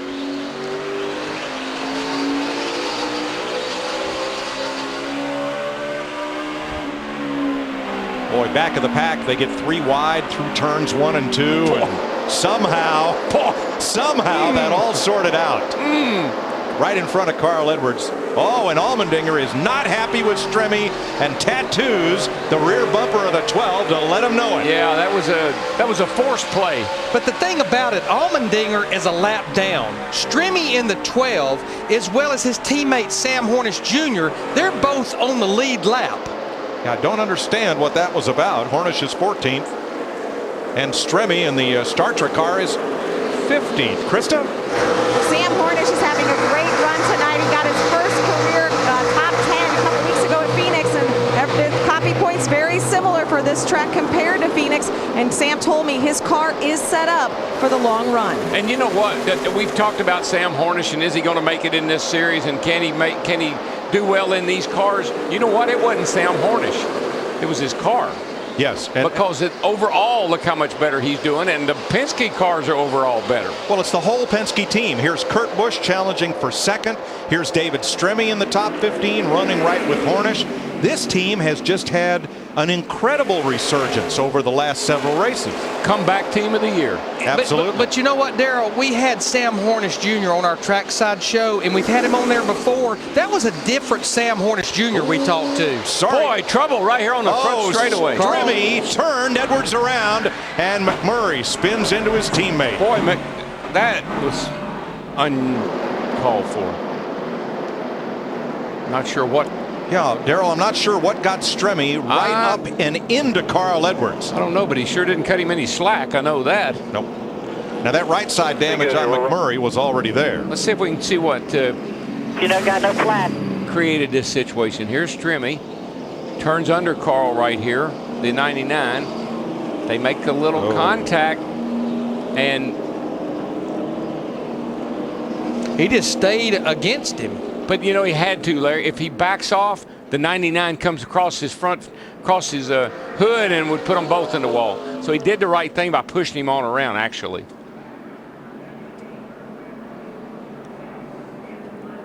Boy, Matt Kenseth just barely got by. Well, that would have been 3 Roush Fenway cars in one lick. Now, Carl Edwards did get going, and he stayed on the lead lap.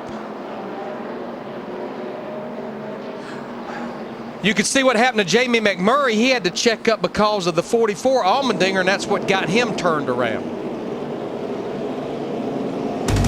Wow, you gotta love short track racing. It's fast and it's furious. That was an Unchained Melody right there.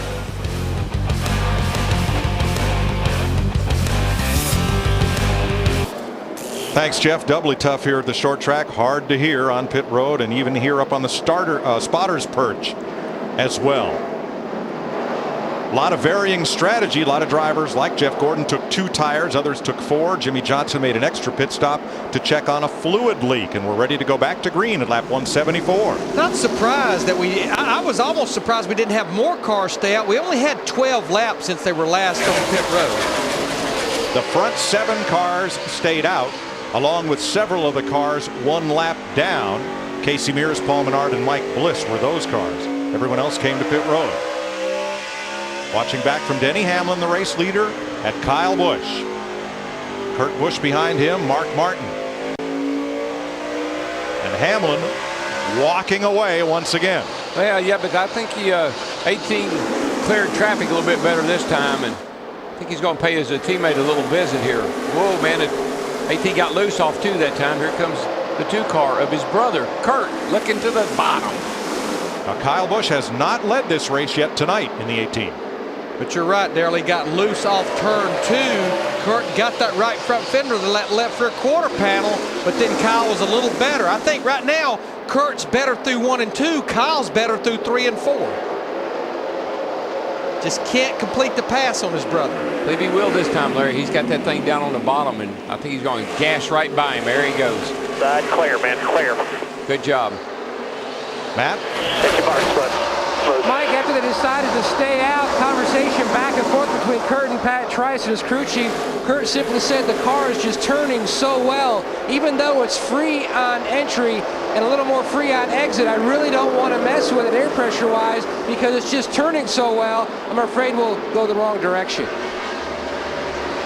Steve, what's Jimmy Johnson's problem? Mike, I believe it's a brake line. They brought the 48 down pit road, took the left front tire off and put a flashlight in there, and Chad Canal said we don't have it fixed yet. It's a brake line. So they definitely could use some more cautions. He's still on the lead lap back in the 22nd position. Of course, what really got him behind was that speeding on pit road a couple of cautions ago. Well, here's Johnson's teammate, Mark Martin, in the 5. Right up against Kyle Busch. Like the way Mark just hangs around, you know. You don't say much about him, but he's always up there in the first 4 or 5, waiting. He's just lurking. But you just knew the way he ran at Phoenix a couple ago that he was going to be tough here. Oh, yeah.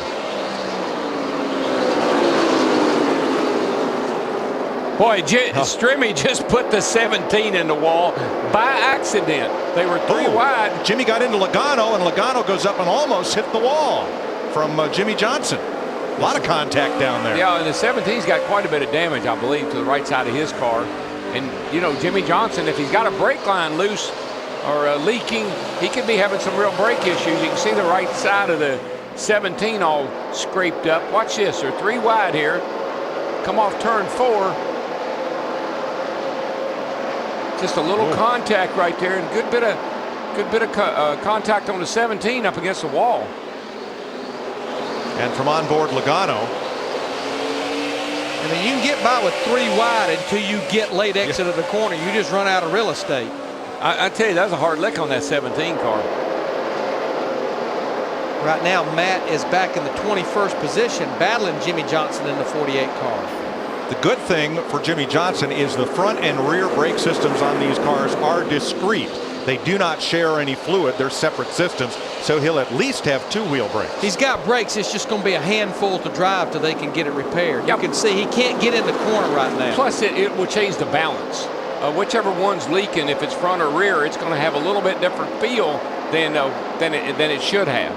Tell you what, Mark Martin just continues his march. Drives by Kyle Busch. That moves him into the 3rd spot. Right now, about 2.5 seconds behind leader Denny Hamlin.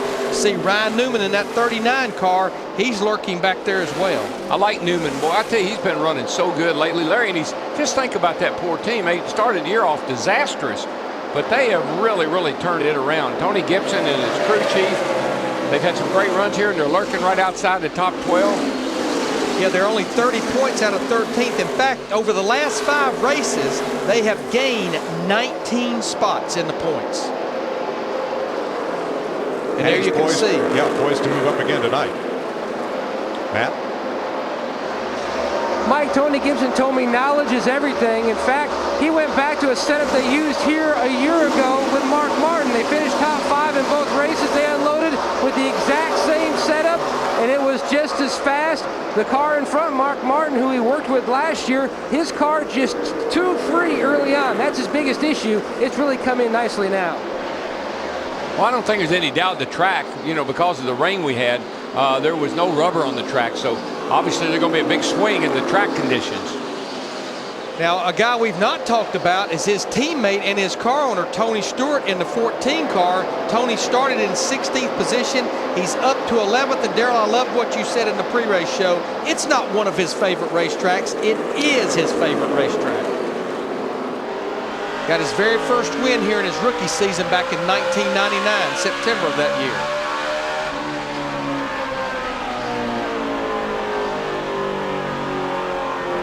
Let's you guys want to go for a lap? Absolutely. Let me buckle in here. You drive, we'll ride.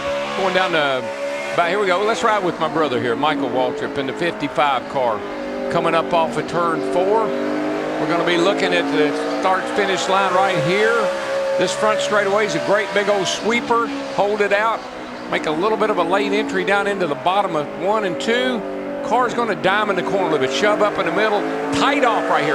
Really got to watch that wall. It jumps right out. Run out of banking. Short back straightaway. Try to get down on that yellow line with that left front tire and then pick the gas up hard as you can right here and not get loose and bump the wall right there. Superior stopping power, not only crucial at Richmond, but on your own vehicle. You can get it now with Napa Adaptive One brake pads. Check out adaptive1.com. Oh, Jimmy Around Johnson is in trouble. The 48 car. Caution. Caution is out. Caution's out. Start rolling. Leader's in the middle of the corner if you can. And Leader's 15 behind you. Jimmy gets clear. away. Good job. And will stay. 0 brakes, man. On the lead lap, says he has 0 brakes. 0 brakes, yeah. Good job. See, with the balance bar, and that's what hooks the 2 master cylinders together, when one starts to leak, it sets the balance bar at such an angle, you lose your brake pedal. In a caution lap here is such a short time. It's going to be hard to fix what they're trying to fix and stay on the lead lap at the same time. The caution is good news for Robbie Gordon.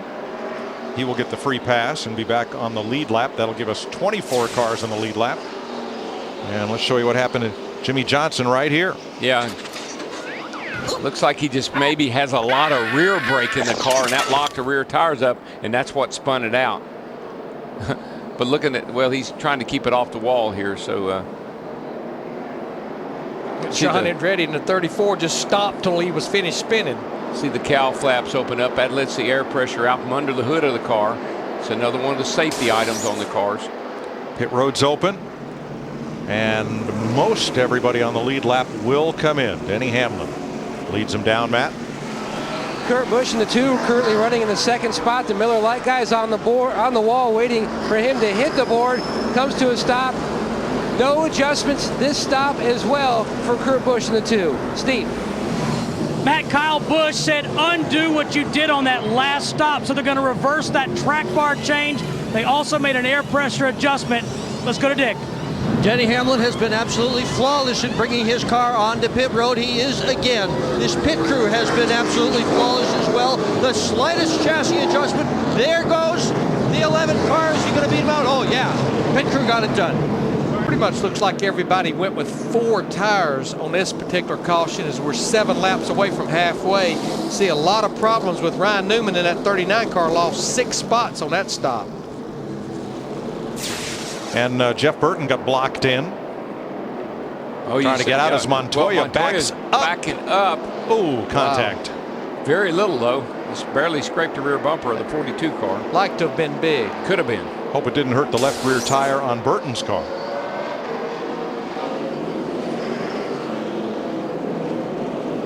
Jamie Mack makes a stop. Well, we've had our brake issues here tonight. Let's go down to Jeff Hammond at the Ask.com Ford Fusion cutaway car. Guys, we've been talking about the brake problems on the 48 car, and Darrell keeps referring to the way the master cylinders are set up on this car and the balance bar. Let me show you where he's talking about. When you look underneath the dash, here is the brake pedal. It's where it's located in. The balance bar actually runs through the center of the pedal. We've already seen where Casey Kane was adjusting this from basically the front master cylinder to the rear master cylinder, or vice versa. When you get it cranked too very far, all of a sudden there is an imbalance there, and it's like Darrell said, all of a sudden it can get awkwardly, in a pitched way, and all of a sudden you lose the brakes and everything just kind of locks up. Here's the 2 master cylinders we're talking about. You can see how all of a sudden how it's labeled front and rear here on our car, and like he keeps pointing out, if you just one too very far, you're going to lose the other, and you're going to have a lot of trouble. Thanks, Jeff. We're ready to go back to green. Everybody's made pit stops. Denny Hamlin out in front of Kurt Busch. We'll try to get an update on what happened to Ryan Newman. He lost a lot of spots on that stop. Newman is now 10th. What I was just looking, it looks like Jimmy Johnson 2 laps down as we're coming to the green. Matt, what happened to Newman? Mike, quickly, just some issues on the front when they were servicing the car. Lost 6 spots. We're back under green. Hamlin under pressure from Kurt Busch on the bottom, turn 1. Got him. Did he? Almost got him. Hamlin, that big drive off the top of the corner. I talked about Jimmy Johnson in the 48 car being shown 2 laps down, and we're hearing that the black flag may be out for the 48 car. Wow, what did he do? Not restart in the proper position, maybe? That's correct, Darrell. Johnson will now have to serve a drive-through penalty, which will put him at least 1 to 2 more laps down. So what was a bad night just went to the worst for the driver who has won 3 of the last 4 races here. Nothing but bad breaks for them tonight. But no pun intended.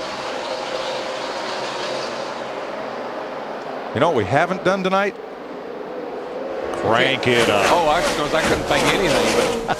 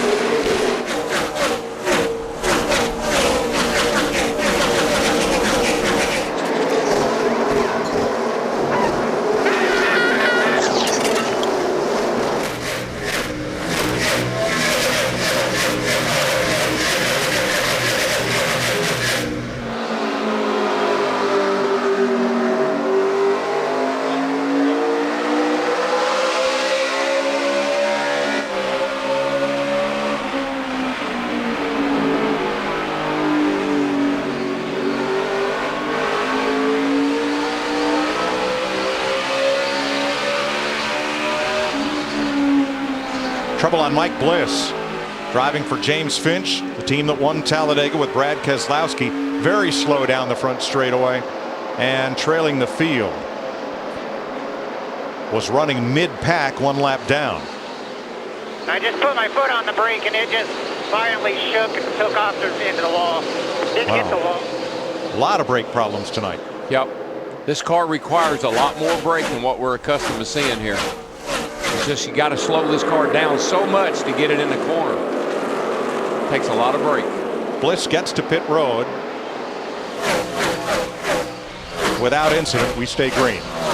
Tell you a guy in a team that's made a nice recovery. You know, on that first caution, he was about to go a lap down. Dale Earnhardt to make sure that they changed 4 tires on that last stop, and they indeed did. And he's just outside the top 10, back in the 11th spot right now. That's not a great recovery. That's an incredible recovery. I've been watching his car, and it was dog meat. Now he's right behind Ryan Newman right there and gets sideways off the corner. And Hornish avoids contact, but Allmendinger does not. Right there. Get back in there amongst everybody. You get bumped around quite a bit.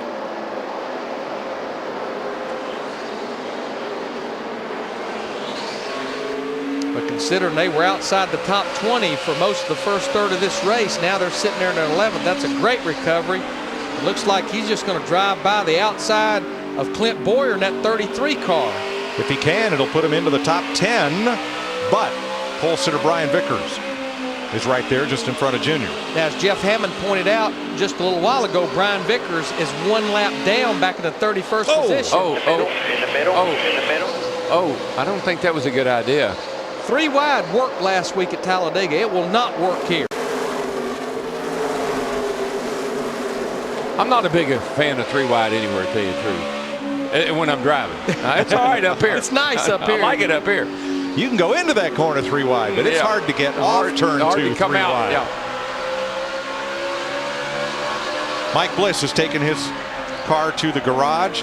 Jeff Burton pulls down on Dale Jr. for 10th. Or 12th place now, rather. Junior was fighting for 10th. The battle is now for 12th.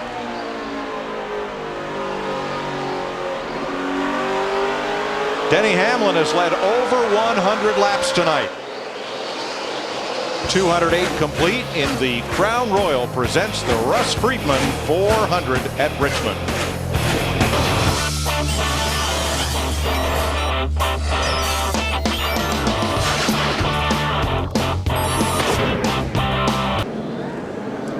We're under the 7th caution of the night, and Denny Hamlin gets beat off pit road by Ryan Newman. Sam Hornish gets out 2nd, Mark Martin 3rd, and Kurt Busch 4th. The reason we are under caution is Dale Earnhardt Jr. getting into Jeff Burton at the entrance of turn 3. We'll recap pit stops in a second here. Let's show you what happened. You know what this looks like, Mike? I think I said this to you on when it happened. This is what the 18 did to the 88 here last year. See how it looked like the 88 turned right? Yeah. It was because when he got on the brakes, he got loose. And so he's trying to catch the car, and the 31 was on the outside of him. There you go. Still at your door there. Whoops. Doesn't take much One of the inside, speed one you're inside, running one getting inside. into the corner here. One inside, caution's out. Minor damage to Burton's car. Up against the wall to the rear. Still there. And let's go downstairs for an AT&T race break. Caution's out. And you'll see that in All right, thanks, Mike. Let's do a quick recap on the highlights. Of course, we had a race that started after the rain had hit most of the day. Green-white checker. Brian Vickers, pole sitter. Jeff Gordon dominated most of the first 100 laps, leading by 100. Rain didn't really affect things, just a slow, smooth start. Kurt Busch, your points leader, coming in, passes the track favorite, Denny Hamlin, who has led the most laps tonight. But Carl Edwards currently running 16th, and Strebbe from behind. McMurray's involved, slipping and sliding. His car wasn't running well all night. Carl Edwards looks similar a little bit, the way he got bumped there. Jimmy Johnson has won 3 out of the last 4 Richmond races, running 21st and spinning into trouble here. And then moments ago, Dale Earnhardt Jr. with Jeff Burton. Yeah, you see him going around right there. And again, you know, this is a byproduct of what you see at Richmond and short track racing. You asked me about intensity during the pre-race. This is what you're going to be seeing the rest of the night. This is short track racing at its finest, Chris. Beating, banging, guys not giving, taking. It's just the way you're going to do it here. And the crews and pit crews staying on top of things as Martin Truex Jr. as we cycle through. Ryan Newman is hanging in there so far this evening. Oh, it's incredible. I just got word that the 88 driver of Dale Earnhardt Jr. radioed to tell Burton's crew, hey, sorry about that. Did not mean to get in the side of you, but hey, you're not supposed to be saying you're sorry when you're short track racing. That's part of it here. Any thoughts early as we are under caution here and get ready to go green? No, right now I'm kind of surprised. We talked about Martin Truex Jr. He's leading this race. It might be a great opportunity to see exactly how strong that car is, but also the 39 car, he's been running better and better each week. Got to watch out for Stuart Haas. And text to 2258, the crew you think is doing the fastest, delivered by AT&T, the nation's fastest 3G network. Thanks, Chris. Boy, Ryan Newman's crew really made up for that bad pit stop on the last caution flag. Well, they learned early that 2 tires was good. They went with it again, as well as Sam Hornish Jr. and Martin Truex Jr., who's leading this race right now as we get the green. Well, the 39 had to do that, Larry. They lost so much time on the previous stop. They needed to get that track position back. I'm thinking wide, Hamlin on the outside. Oh, they got away with it. I'm thinking that they're thinking the same thing I am. They're going to be a quick caution. Well, I'm going to tell you what. Newman not only wanted to get back up near the front, he looks like he wants the lead of this thing side by side with Truex Jr. at the finish line. That old Army car is on the march, boys. See if he can get that run off the high side. Ooh, man, that thing took off. I thought he was going to smack the fence. Boy, Truex car just runs like rails right around the bottom. There's a lot of grip. These left side tires are really got a lot of grip in them. They get down on that paint for that yellow line, and it really is sticky. Well, I know we're watching right now what was a battle for the lead, but this bunch back about mid-pack, they are 3 wide, sideways, beating and banging, smoking. That's the fun bunch back there. Carl right on the bottom makes them 3 wide with Ambrose on the outside, and he passes Menard in the 98. Don't look, Ethel. No. Oh, by the way, Casey Mears got the free pass on that caution. So he's back on the lead lap, 21st. Looks like the 12's got a little tire rub up in front of some of these guys here. Just saw a bunch of smoke coming out of his car. Let's show you from Michael Waltrip what happened 1 lap ago. That's Jeff Gordon just ahead. David Rudiman ahead of him. That's the 83 car. He locked up the brakes getting in the corner. I think it panicked everybody. Well, Larry, we're past halfway. We've beaten the rain to 200 laps, so this will be an official race. How does strategy play out now that we've got 180 laps to run, and it looks like we're going to get it all in? Well, it's a one-stop race on fuel, but what I've seen, if you run maybe under 20 laps, 2 tires looks like it works pretty good. If you run much more than that, I think you have to come to pit road and get 4 tires. Yeah, I think so. I mean, I want the comfort of 4 tires if I can afford to get them. But Brian Vickers, the 83 car, he just got all into the back of Kyle Busch in the 18 car, getting off into turn 3 and 4. Vickers is having a brake issue of some kind. He keeps locking the brakes up big time. And then David Rudiman almost turned him around. So he is holding this pack up. And you see I think he's getting ready to take a little ride into the 3rd turn here. There it goes. Bye-bye. And that cost Kyle Busch 2 spots. No, he doesn't care. I mean, it just it really doesn't matter that it cost him 2 spots. He got his message across. Don't mess with the bull.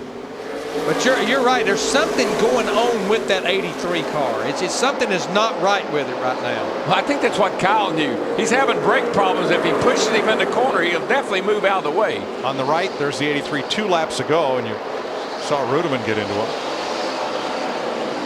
You can't listen, guys. You cannot play nice if you want to win. Tell you what, you see Greg Biffle in the 16 car right there. Just remember, it wasn't that long ago that he got the free pass. He was a lap down. Now he's sitting there in the 12th position. Kyle Busch showed a little bit of his temper there, Steve. Yeah, and DW, Kyle Busch doesn't care what Brian Vickers' problems are. He just told his spotter, tell NASCAR, I'm going to take care of the 83 if he can't take care of himself. And I think he got his message across. I think message delivered. Something's wrong with the 83. He probably should have gotten out of Kyle's way, but he doesn't know Kyle's in that big a hurry. What's wrong with him, Dick? Don't know what's wrong with the 83. I just talked to crew chief Brian Pemberton. He said that they have so many issues with that car, they don't know exactly which one it is that's causing him the most trouble. Yeah, he can't get in the corner, and he can't really get off the corner. and then he's made Kyle Busch bad. he's really in trouble.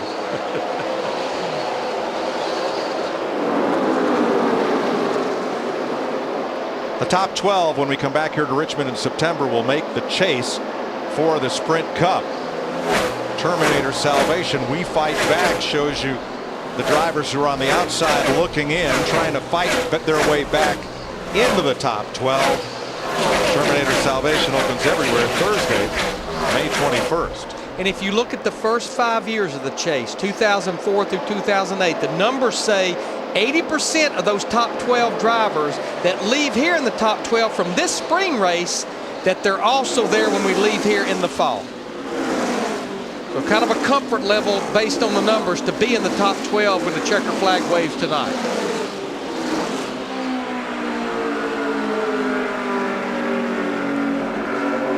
Things closed up there on Michael just a bit. Stremme to the inside in the 12.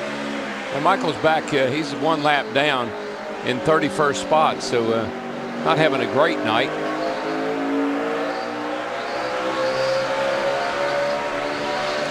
We have 24 cars on the lead lap. Out of the race, Mike Bliss, David Gilliland, Joe Nemechek, Tony Raines, Scott Riggs, and Dane. Meanwhile, Sudden Sam, I mean, all the Penske cars are having quite a good night. Sam Hornish running in 7th, Krista. That's right, Mike. Sam, I am right now. They did a 2-tire stop on their last stop. Sam actually apologized to the crew. He said, sorry, guys, I was a little bit asleep on that one. Crew chief Travis Geisler saying, yeah, I wasn't going to bring that up, but that's okay. We don't do 2-tire stops that often. They just made a little bit of a strategy move for the weather. They know the rain is still a ways off, but why not get up front? Jeff Hammond. Guys, I had an opportunity to talk to Roger Penske before the start of this race, and I made the comment in the pre-race. He is proud as a peacock the fact that, you know, Kurt Busch is leading the points, but he is especially proud of what Sam Hornish has been able to accomplish because of the fact that he's been able to do this without any kind of really good testing. It's been very difficult for him, and he says right now Sam is developing that confidence. And he said, oh, by the way, David Stremme and that team is starting to come together, and basically on a whole, he feels like this is his year to kind of turn it around. As we're seeing a battle for the lead right now. The 39 car of Ryan Newman is trying to get around Martin Truex Jr., and right now Martin will not let it happen. He's trying to run that high groove, and Ryan is trying to go to the bottom. You know, Newman has a lieutenant general in his pit, and it just seems that when the National Guard colors are on Junior's car, or Jeff Gordon's car, or the Army colors on Newman's car, driver's chest gets puffed out a bit, and you run a little harder and run up front because you're running for America. You're not just running for your race team. You're running for everybody who wears the uniform, and Ryan Newman has put that Army car out front. How about that? I just believe there's a little private contest between Ryan Newman and Tony Stewart. Who's going to be the first driver to win at Stewart Haas Racing between those two guys? I'd take Newman tonight. Ryan Newman has 1 short track win in his Sprint Cup career, and it came right here. Denny Hamlin sends it hard into turn 3. Ryan Newman with the lead. They're 3 car lengths apart. As Ask.com has a question for you. Get the answer there and enter the Ask.com NASCAR Challenge at the official search engine of NASCAR. I think Ryan Newman's drive off turn 2 is about all that's allowing him to keep the lead from Denny Hamlin right now. The report is there's rain in the area, and you don't even want to see the weather radar. It is greener than the lettering on Hamlin's car. Dick? And Hamlin has been told exactly that by his crew chief, Mike Ford, who has recommended to Hamlin, pick it up. I asked Hamlin before this race started if he was going to try to run to lap 200 in case of rain or lap 400. He thought for a moment and he said 300. Remember, Hamlin's from here. He knows the weather. Well, we are 53 laps away from lap 300. Here's a battle for 8 between Sam 77, Tony Stewart in the 14. Owner of that 39 car of Ryan Newman leading the race. These two teams, the 14 to 39 Stewart Haas cars have been really impressive, Larry. You got to admit that. Who would have ever thought that that company would turn around the way it has? I think it just goes to show you our sport is about people and not just the drivers. There's been driver change over there, and there's been a lot of people change. Hamlin, I think he knows that weather may be close. He's going to drive to the bottom, get to the inside of Ryan Newman in that 39. Newman gives him plenty of room on the inside.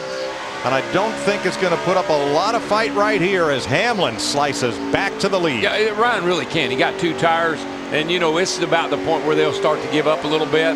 And the 11 got 4 tires. It's about where they will pick up, and away he goes. Yeah, the 2-tire strategy, you're banking on not a long green run when you do that. And the green came out at lap 218. 32 laps ago. This is about where those left side tires will start to give up. It's a very soft compound, has a lot of grip, and on a long run it starts to really lose grip. Martin Truex is another second back in 3rd.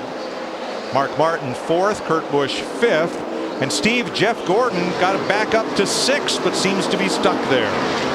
He is, Mike, and his direct quote moments ago, I am really struggling. I am so loose in. I have to drive the car in very straight, and I have to be extra careful. You can see him fighting loose off of turn 2 that last time. He's in 6th place, but he's 5 seconds back of the lead, 1.5 seconds ahead of Kyle Busch.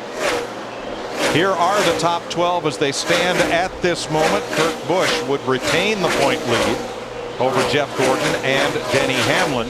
Greg Biffle would anchor the top 12. Terminator Salvation opens everywhere Thursday, May 21st.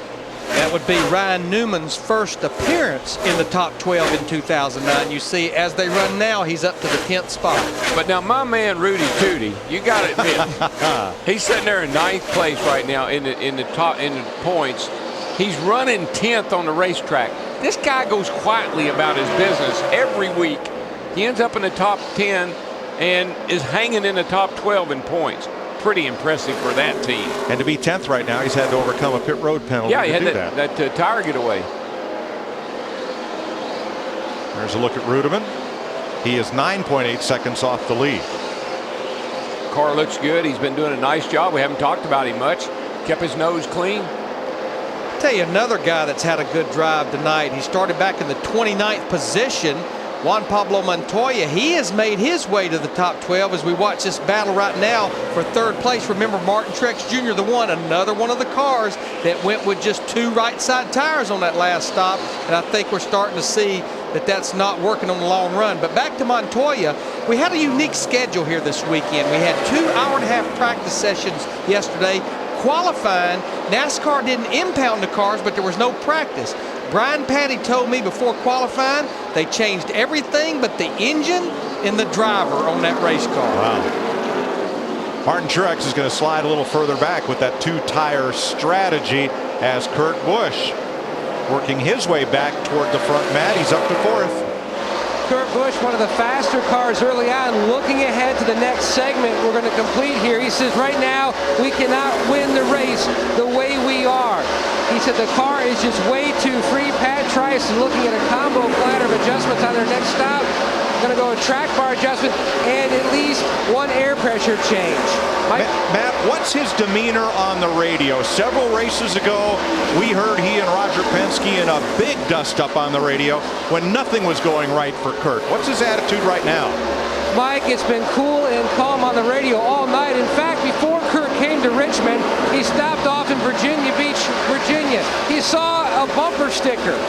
He liked it, brought it with him, and a lot of times Kurt likes to put a little message on the dash just to remind himself of different things during the race. This sticker on the dash tonight was simply a circle with a red line going through it and a few numbers and question marks, basically a no cussing sticker on the dash for Kurt Busch.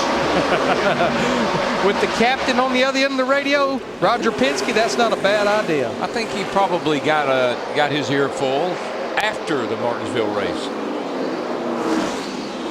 You know, we talk about his brother now. Kyle, remember Kyle was complaining about the adjustment they made on the car and that they'd gone the wrong way.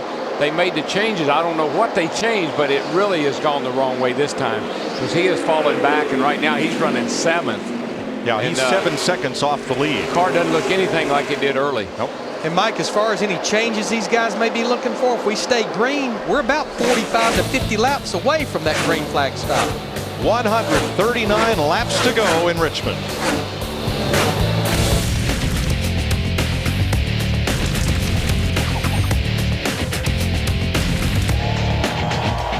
Denny Hamlin in the FedEx Ground, number 11, with Toyota of Joe Gibbs Racing, leading Ryan Newman by 0.8 of a second with 130 laps to go here in Richmond.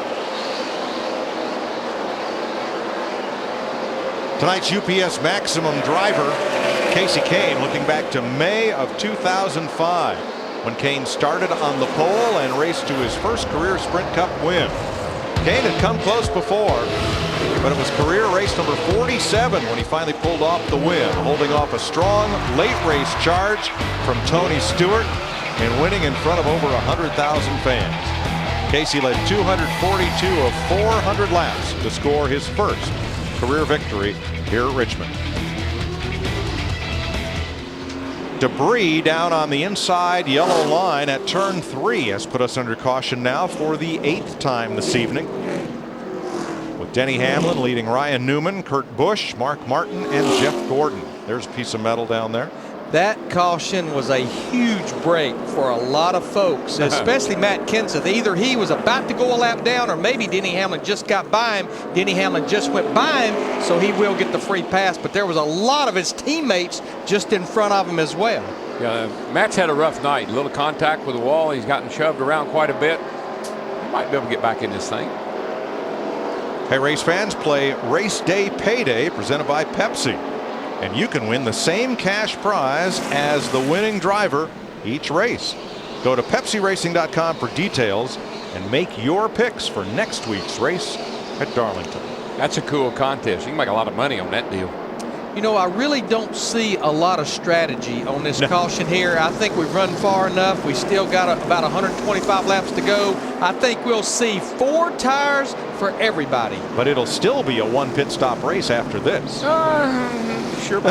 We'll see. Matt. And the call for Pat Trice and Kurt Busch's crew chief, a track bar and air pressure change to try to tighten this number 2 car up. And the 39 car of Ryan Newman, 4 tires this stop. Remember, they went 2 on the previous stop. Air pressure change on 2 tires. Steve? Matt, Jeff Gordon just told Steve Letarte, man, we're struggling so bad, I don't even know what to tell you. But what they're going to do is add wedge so that Jeff Gordon can use more brake, Dick. The Reds just went in the back window of Denny Hamlin's car. They have undone the adjustment that they put into this car the last time around. Hamlin getting 4 tires. 3 cars, 4, 5, 6 have already passed him, leaving pit road. David Stremmy's car has stopped on pit road, and he's backing it up to his pit stall. And a number of drivers you see losing a lot of spots, especially Hamlin. Green flag with 122 laps to go. Denny Hamlin came into the pits leading and came out 8th because of lug nut problems on the right front. Boy, Jeff Gordon is, he is pushing Ryan Newman down the back straightaway, guys. Sorry, Mike, but I thought he was going to turn him there for a second. That 24 crew, they had a great pit stop. Boy, they did do 4 tires. I think Jeff knew he needed to get on that 39 if he was going to do anything with him. So it's Newman, Gordon, Martin, and the Busch brothers. On the right, you will see Hamlin's pit stop. Lug nuts come off just fine. Good shape right there. Mike Hicks, the front tire changer. You see 1 lug nut, a second one, had to go after a 3rd one. So a lot of trouble on the right front of 11. That's the reason he lost so many spots there. You see all the other cars already coming off pit road. But at least he stayed there and got them on and didn't take a penalty. Maybe a slower stop, obviously, but at least he didn't get a penalty.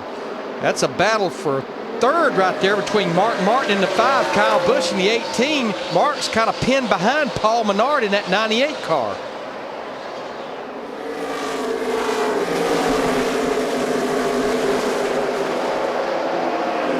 Kyle Busch now has open track between himself and Jeff Gordon, and then Ryan Newman. You know what I love about Mark Martin? He won't cause you to make a mistake, but he'll help you make one. Here comes Hamlin. Now he's battling Truex for 6th place, Dick, trying to get back to the front. Yeah, and it was a bit of a surprise, Mike, that this crew had problems with lug nuts, because way back in December, with this new rule about the way 1 thread had to show on each of the studs when the lug nuts were on, these guys were all over it. They've tried different kinds of glue. They've tried different lengths of curing. They've worked on being slower and more methodical with their pit stop. Everything had gone perfectly. until the money stopped in the big race. Well, the bottom line, the lug studs are over a quarter-inch longer than they were last year. One crew chief told me it used to take 6 revolutions to tighten the lug nut with the old lug stud. Now it takes almost double that with this new lug stud. Well, Larry, you just said this, and I'm not sure that I understand, because I was under the impression the stud's the same Turn length, 2. has more threads on it. Greg Biffle's in the wall. Sorry, Darryl. Try to get it going. No caution. Try to get it going. Come on down the hill. Nothing coming. 20 got us.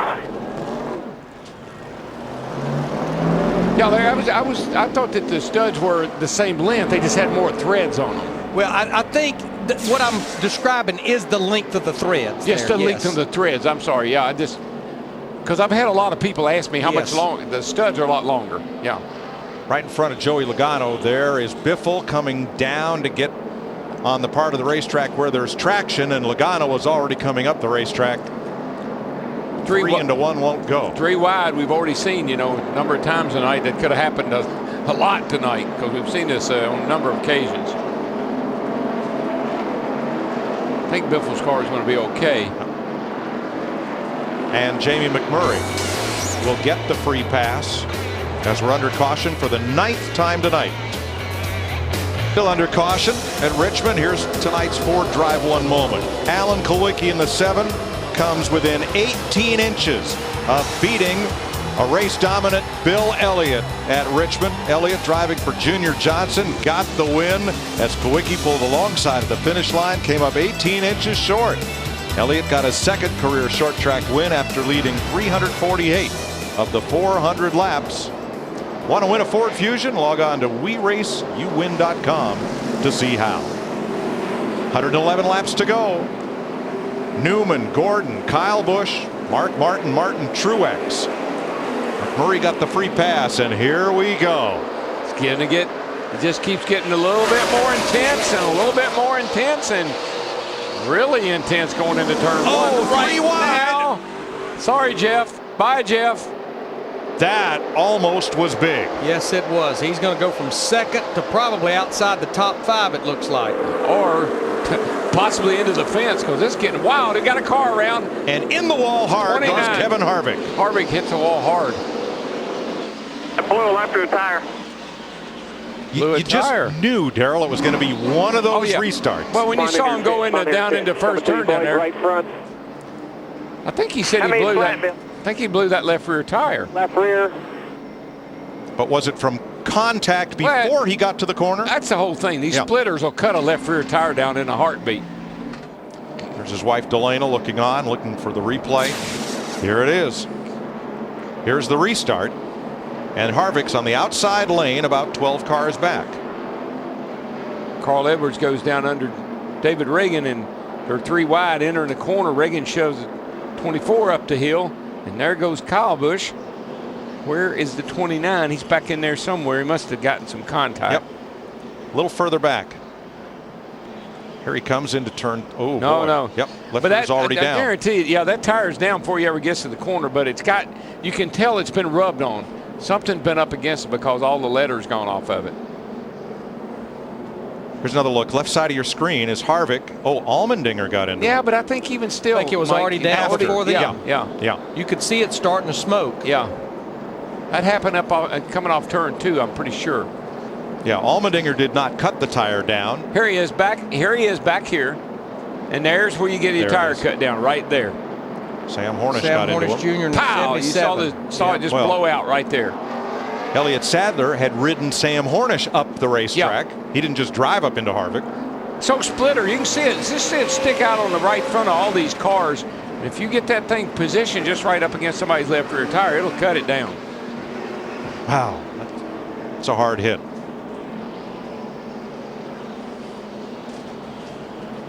Carl Edwards does get the free pass. That'll make Jeff Gordon happy. He won't be down there underneath him going into turn 1 this time.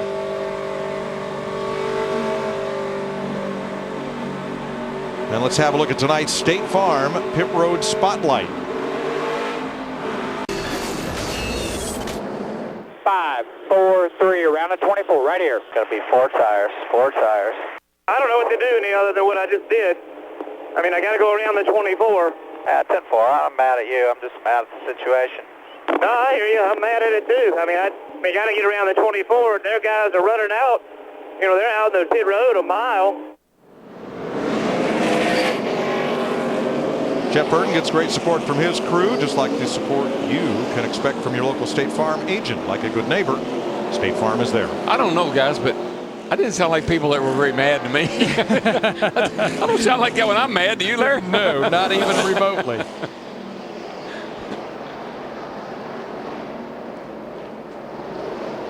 Getting ready for the restart. Saturday, in a repeat of the AL East battle of last year, Tampa Bay versus Boston, or you'll see the Giants Dodgers, or Atlanta against the world champion Phillies. Fox Saturday Baseball next week, 3:30 p.m. a special time, 3:30 Eastern, 12:30 Pacific, following This Week in Baseball presented by Pepsi. Check local listings for the game and start time in your area. So here's the deal. You watch that baseball game, grab something to eat, grab something to drink, and then keep tuned in on Fox because we'll be at Darlington next Saturday night. The Southern 500. You can get the answer to this at Ask.com and enter the Ask.com NASCAR Challenge. Ask.com, the official search engine of NASCAR.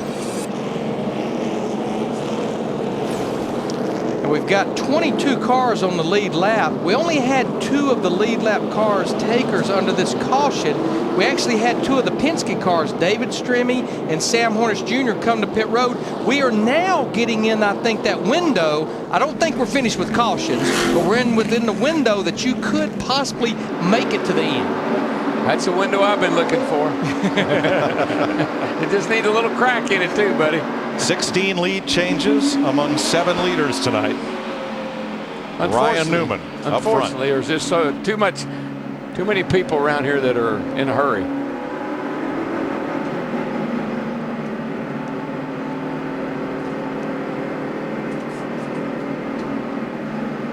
Let's check in downstairs at the front desk of the Hollywood Hotel. Well, Ryan Newman is out in front, of course, Mike, but Denny Hamlin, who has had his opportunities and led the most laps tonight in the last 5 races that Denny has led the most laps, he has failed to win, currently running 6th, and right in front of him it's Martin Truex Jr. and then Ryan Newman, your leader, followed by Kyle Busch, Jeff Gordon, Mark Martin. You know, you hate to keep harping on something. We know that he's got a fast race car, as well as Kurt Busch. I think there's, again, if they have an opportunity to make a run on these guys, they've got to pick it up. They got to make it happen. And the only way they're going to get the front now is they're going to push and shove to get there, and that could wind up, we might have a lot more cautions because of it. And for what it's worth, it's been 44 races since Ryan Newman's last Cup win. We've had a year so far of streaks coming to an end. Mark Martin, 97. Jeff Gordon, 47. Matt Kenseth went 36 races. Could this be Ryan Newman's night? It could be Ryan Newman's night, as well as Stuart Haas and Tony Stewart. But the key thing right now is, we talked about it all night long, can that 18 car make it run like it needs to for the next 105 laps up toward the front of this thing, or will it, but, you know, falter when it counts the most? He's been fast when it counts, but can he make it work, you know, when it matters over the long haul? And take a look right now here at the 99 car, Carl Edwards. He finds himself on pit road, all the way back here in the 22nd position. And speaking of pit road, let's talk about, as we always ask people to text in at AT&T, your picks for the fastest pit crew. And you have Kurt Busch, Denny Hamlin, and Kyle Busch. Also, Ryan Newman has been added to that. Correction on my part. Yep, Ryan Newman right there. Those guys right there, again, they've been performing pretty darn good all night long. And if you text to 2258, we appreciate the vote. Looking for a help from above. So far, they're looking for that weather help. The rain has held up so far, and that's one of the things that's worth talking about. Oh, and they'll take it any way they can get this victory too, Chris. You know, when Mike was talking about the Army or any of the service cars that have been sponsored, of course, this the Russ Friedman 400 named in his honor, who was awarded 2 Purple Hearts. And here to watch the race, someone who served in the Marines. They have enjoyed an excellent race tonight, and there are a number of servicemen and servicewomen here, complimentary tickets from NASCAR and the people at this track to enjoy the race. Let's rejoin Darrell, Larry, and Mike. The way Russ Friedman got his name on this race, and this is the 3rd year Crown Royal, the race sponsor has done this, is you write a 50-word essay on why the race should be named for you. Friedman, we've mentioned, received 2 Purple Hearts in Iraq, as a Marine. He's no longer on active duty because of his injuries. But he said, I want this race in my name so I can share it with everyone who wears the uniform. And he proudly gave the command to start engines. And it's the Crown Royal presents the Russ Friedman 400. And it's back under green with 101 laps to go. We do need to mention it took Gil Martin and that 29 crew about 4 laps to make the repairs on that 29 car. He's back in the 36th position. We got Kyle Busch in that 18 car to the high side. He just packs it down into turn 3, but Newman fights back on the bottom. But on these restarts, Larry, Kyle has got that outside, man. He's got that figured out. He's so good on a restart, and he jumps right around you on the outside and checks out. Now, Denny Hamlin took the last restart 8th, fought his way up to 6th. That's where he is right now. Dick, but has he damaged that car? Whoa. Yeah, there's a little bit of damage on it, Mike, but it shouldn't hinder him at all. The real problem was that pit stop where they dropped some lug nuts, put him all the way back to the 8th spot. He's picked up 2 since that time. He's not got a lot of laps to make up the others. Tell you one thing, we got us a battle here, yes, boys, for the lead. That Ryan Newman, the Rocket Man, is not going to give up the lead. He's got 4 fresh tires, had a good pit stop, and he's running right around the bottom. They just continue to run side by side. And it's so hard to do. Hard to go in underneath somebody and not lose that back end and get into the guy on the outside. You have to really have a good handling race car. But this is why everybody loves this racetrack. Side by side for the lead, lap after lap. It just doesn't get any better than this. That's why you love short track racing in general, and particularly here, because you just get to see so much great racing. Newman holds off the charge from Kyle Busch. And I know Jeff Gordon, he's not very happy with his race car, but he's hanging right in there behind these guys in that 24 car. How many times do we say, Larry, don't worry about how good your car is, just worry about how good it is compared to everybody else. That's all that matters. It's like playing 21. It doesn't matter if you get 21, just beat the dealer. That's it. Mark Martin underneath the lap car of David Reagan trying to move up and be a part of this lead battle, bringing Martin Truex with him. Hamlin behind them. Hamlin is 2.5 seconds off the lead. For most of the night, he's had the fastest car here, and Hamlin has led the most laps, 148 of them. The Hamlin car, the 11 car, just seems like it takes quite a few laps for it to really come in and be better than everyone else. But Darrell, I don't know how many times at this race have we seen in the second half a pit stop cost the best race car of the race. Yeah, but I think there also the other thing is we talked about cars that are good on the long run, which I know the 11 is, but that may not pay off tonight. We got these cautions coming, and we got a lot of hard racing going on. Got Turn trouble 2. in turn 2. It is Marcus Ambrose. And Ambrose is round hard into the wall. And that'll be caution flag number 11. And that's it. This is what we're going to see from here on out. See some heavy, hard racing with a lot of contact. And Marcos was up in about the top 16 or 17. Let's see what happened to Marcos here. There he is on the outside. Probably get a little help here, most likely. Let's see what happens. And not too politely. Just slightly. There. Sam got him. 77 car of Hornish. And that's the thing about this first turn on this racetrack. It's so wide going down the front and into turn 1, but you just can't make the corner when you're out that wide and somebody under you.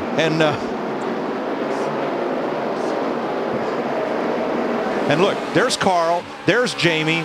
4 Roush cars are right packed together. They all missed it.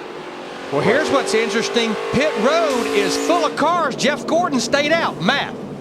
44 races. It's his last win. Ryan Newman says the car not bad. I really don't know if we even want to touch it. To Steve. Matt, Kyle Busch says, you fixed my rear grip. Now help me turn. Help me turn this car better. 4 tires for Kyle Busch. And I don't think that the 24 car is going to be happy they stayed out, Darrell, because they have not been to pit road since lap 274, and it looks like to me everybody else was on pit road. And man, there was some serious racing on pit road too. Yes, there was. Denny Hamlin beat that group out.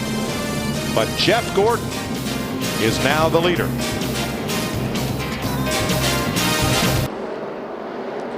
Lonely man at the front. Jeff Gordon is the only car on the lead lap who did not pit. Steve Burns.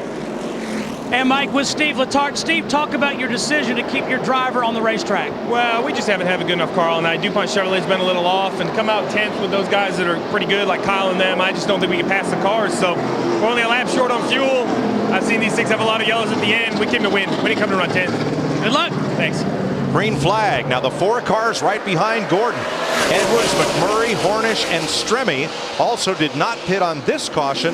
They did pit on the last caution, however. Yeah, they have fresh tires, those guys. Wow, Here we go. around, and he's not the only one. No, but he didn't get hit. Oh, yes. Well, now he did. Got the 1 right there, dude. You're good. 39 got us there, turned us. You're going outside, Mark. How bad is it? Pretty bad. I don't think it's hurt that bad. I don't think it's hurt that bad. You were right, Darrell. He hadn't been hit up until then. No, I thought he was going to get out of there without any damage. Let's see if there's contact between Newman in the 39 and Martin. Seemed like there must have been, since that was the conversation. Here's Mark right here. Oh yeah, Newman just shot into the back of Mark, and Mark had to check up for Tony Stewart. Tony Stewart in the 14, exactly. And I know you said, why did the 1 just run right into him? But you know, these cars just don't stop on a dime when you're trying to make them move here. He didn't know which way Mark was going to go, and he comes right back up in front of him. Well, that all started at Kyle Busch. Yeah. Kyle Busch got up sideways. Watch Kyle in the 18 get sideways. Tony checks up. Mark checks up. Ryan can't. Yeah. I mean, it was the accordion all the way back through there. Wow. The last free pass was David Reagan. This time it's Michael Waltrip. Let's take one more look and look at speeds here. Yeah, you see right there, that was Tony that got out of control. Mark checked up to try to miss him. Boy, Greg Biffle just barely got by in that 16 car. And I agree with Mark. I don't think he has that much damage. Truex, well, that's another story. And he was really having a good run all night long. Michael Waltrip gets the free pass. 86 laps to go. You ready? Green. Dig. Hard, easy now. Bring it to us. Gas hard. You ran me out of gas. Another 20 feet, I was going to run out of gas. Well, just tell him I got loose under there knee deep. I'm sorry about that. Dig. Hard. 5, 4, 3, 2, 1. Awesome job, boys. Awesome job. That's our Cheez-It sound bites of the race. All right, Jeff Gordon started outside pole. He's your leader. Been a while since he's been on pit road. Then the Fords of Edwards and McMurray, then Hornish and Stremme teammates, and the first of the cars that stopped the last time, Denny Hamlin. Well, there's the graphic right there. That tells you everybody how they pitted. All the other lead lap cars from Denny Hamlin down just this last caution on 308. And I'm not sure, you know, Steve Letarte said that they didn't come to run 10th, but when everybody else has tires, you don't. 4 wide in turn 2, and Hamlin's the one way up top. Oh, did that get sorted out?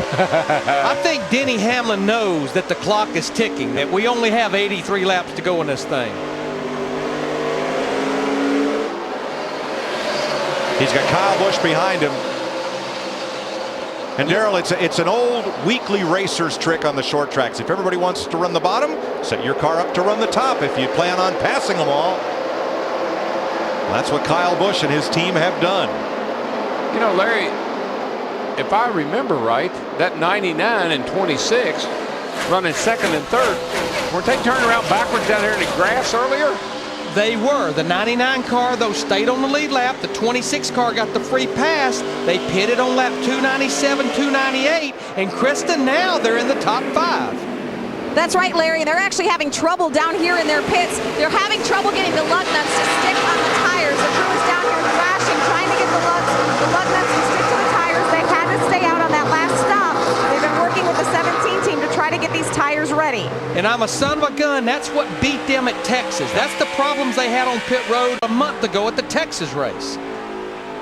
That weather stripping cement needs to hold. Oh, a lot of smoke out of Jeff Burton, the back of his car. Yeah, 83 car again of Vickers is smoking the tires getting in the corner. And that time, Burton smoked his up real good getting in the corner.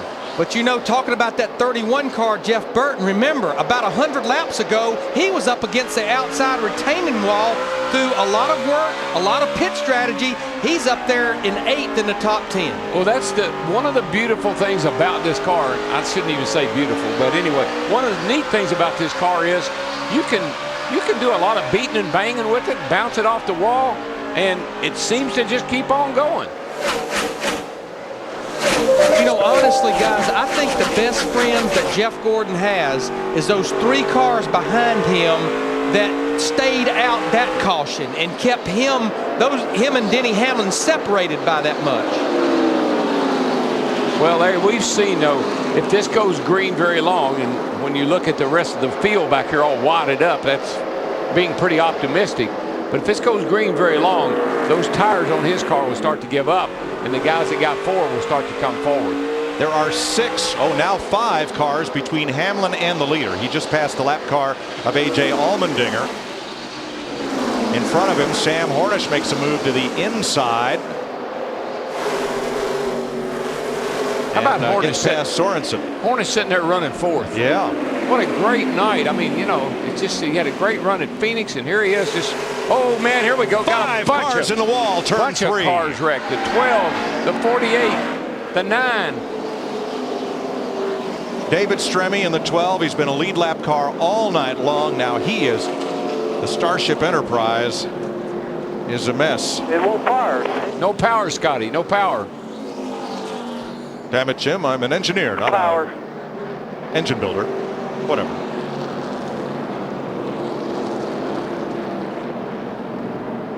The right rear tire. All right, what happens to Captain Kirk here?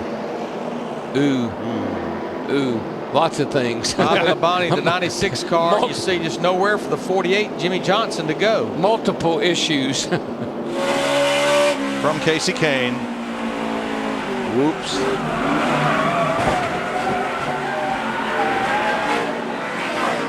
Oh, it's been a hard night for Casey Kane. And from Jeff Burton, here they come.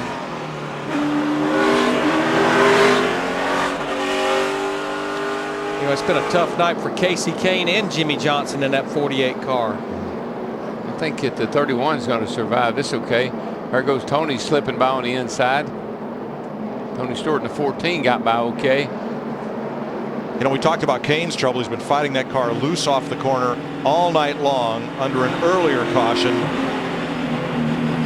A lot of frustration. I think nothing they've done to that car has made it better. He is not very happy. He's kind of annoyed at the whole day. Yep, that was coming onto pit road back at lap 308. Speaking of pit road, there's some decisions to be made here, especially when I look up there at that 24 car of Jeff Gordon. But right now, pit road is closed because of the safety trucks at the entrance of pit road. Wow. 73 laps to go. That's about all I can say is wow. That was Kyle Busch last year. He's currently running 6th. Jeff Gordon is your leader now. He does have a couple of Richmond wins. What about Carl Edwards coming off that crazy finish at Talladega? Has not led tonight. Look at that move. Wonder if he had a flashback for a moment. Running 16th at the time. Spun out. Jamie McMurray involved, as you see. Everybody was okay. Edwards has worked his way back into 2nd. Meanwhile, the hot tempers Jeff Hamlin has talked about all night. Dale Earnhardt Jr. later apologizing to Jeff Burton. And watch the 77 Sam Hornish Jr., who's currently running 4th, involved here. And Kevin Harvick, the downward spiral continuing as he goes into the wall. And here it's Mark Martin in the 5 car. And as everybody weaves past him, you can see Martin Truex Jr. has trouble stopping right there. We mentioned Carl Edwards. Let's check in with his crew chief, Ed Christopher. Thanks, Chris. That's right up here on the pit box with Bob Osborne. Bob, tell me a little bit about the strategy. Your team is down there thrashing, trying to get lug nuts to stick on the tires. Are you staying out because of that, or is this your strategy? This is the strategy right now.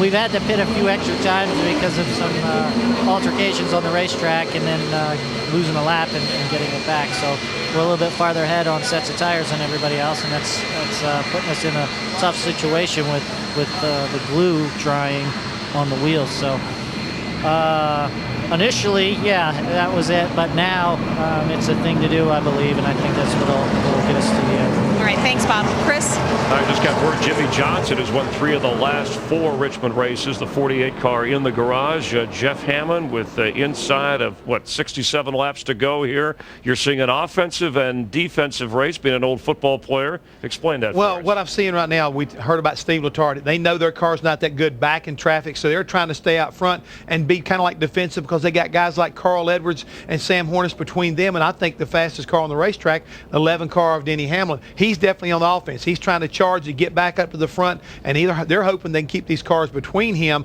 buy them some more time, and possibly either pull off a win or definitely a top 5 finish. Does it help at all that Denny Hamlin and Kyle Busch, 5 and 6, they're teammates anywhere in here? Absolutely not.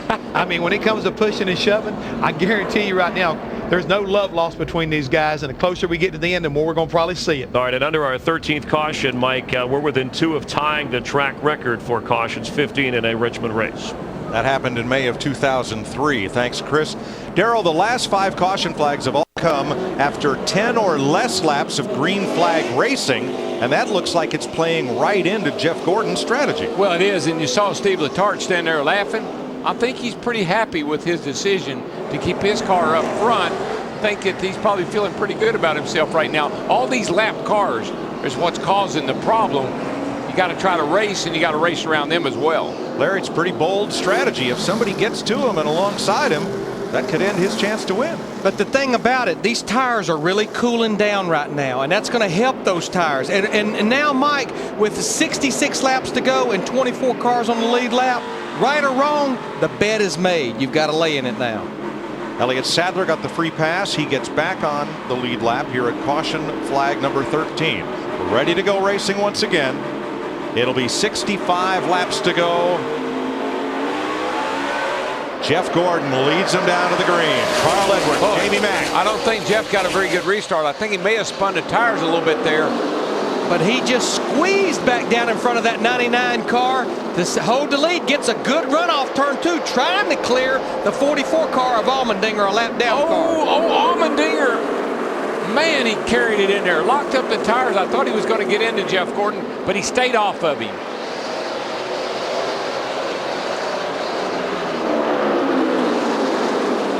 Yeah, what Jeff Gordon is wanting to hear so bad is clear. That means he's cleared that lap car. We may hear it getting down into turn 3. Look at Carl Edwards now. He's going to work that high side in the 99. Well, I'll tell you, the guy that loves this right here, the outside, is that 18 car. He's back here. He's coming up into the act. He's trying to get around his teammate Denny Hamlin there. There they go right there. Plenty of lap traffic in and amongst the leaders. Leaders in the high lane. Boy, that 44 car of Allmendinger, he is not going to give up. And he has a lot fresher tires than the 24 car, trying to get back on the lead lap. He's only 1 down.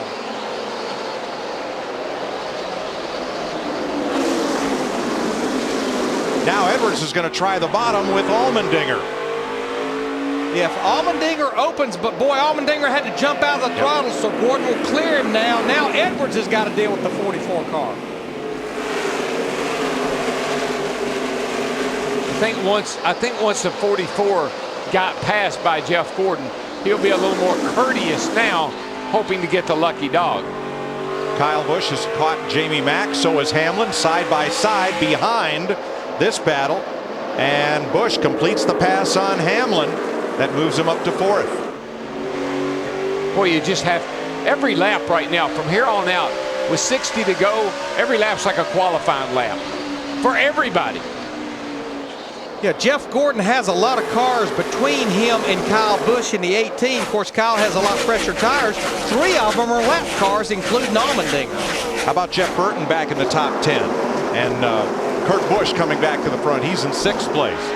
Wasn't that long ago that Burton, driving this Prilosec car, was up and in the fence. Yeah, I think that the 2 car of Busch, I think they got it off on adjustments. It looks like they've got it back. But will they have enough laps? 58 laps to go next time. There he sees about 2.5 seconds behind leader Jeff Gordon. Right now, Jeff Gordon, he can sort of pace himself. He's got nobody bothering him, nobody racing him right now. He doesn't have to go 100%. Save just a little bit when some of these other cars get to him. Here comes Kyle Busch looking for racing room against McMurray's 26. They're both going to have to clear the 2 petty cars, probably, before Busch can try and make a pass for third. Yeah, it wasn't that long. Our concern for Jeff Gordon was the 11 car. I think it's that 18 car now if he ever gets by these guys. If he can get by the 44 here, Allmendinger, and the 26 of McMurray, I think he can do some business. Now McMurray is the 3rd place car, while Allmendinger's 44 is 1 lap down. And it's good to see Jamie McMurray having a good run, because we've talked about the bad luck of Ryan Newman, the bad luck of Mark Martin. Jamie McMurray has had some tough luck. Good runs, but bad luck. Yeah, it's like Jamie said, we've had a lot better car than we have finishes. Hopefully he can bring this thing home tonight, get him a good finish. He was the fastest Ford in practice. Oh, Bobby Labonte goes for a big ride past the start-finish line, and caution will come out for the 14th time tonight. Get her rolling. You're okay with the leaders. You're okay with the leaders. Flat right front, I believe. It's going to be good news for Vickers, because he's going to get the lucky dog. Let's set tires on it real quick. And this also plays to the benefit of Jeff Gordon. Yes and no. It brings that 18 car a little bit closer. Labonte goes around off the bumper of Kurt Busch. Yeah, I don't think these lead lap cars are going to be very patient with these lap down cars right now. I don't know. Maybe he Busch may have got loose I think before Kurt got just to him. Spun out. Yeah, it's easy to do off turn 4.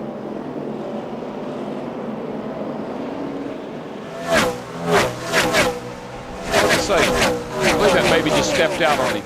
We've seen that with several cars tonight. Yeah. You know, the vise just keeps turning a little tighter. We're getting close to 50 laps to go at Richmond. Kyle Busch going to try on the outside. That's been his patented move. And there he goes against Carl Edwards for second. There's 4 wide into the corner. There's no question what he was going to do. The question is, how far up here can he get?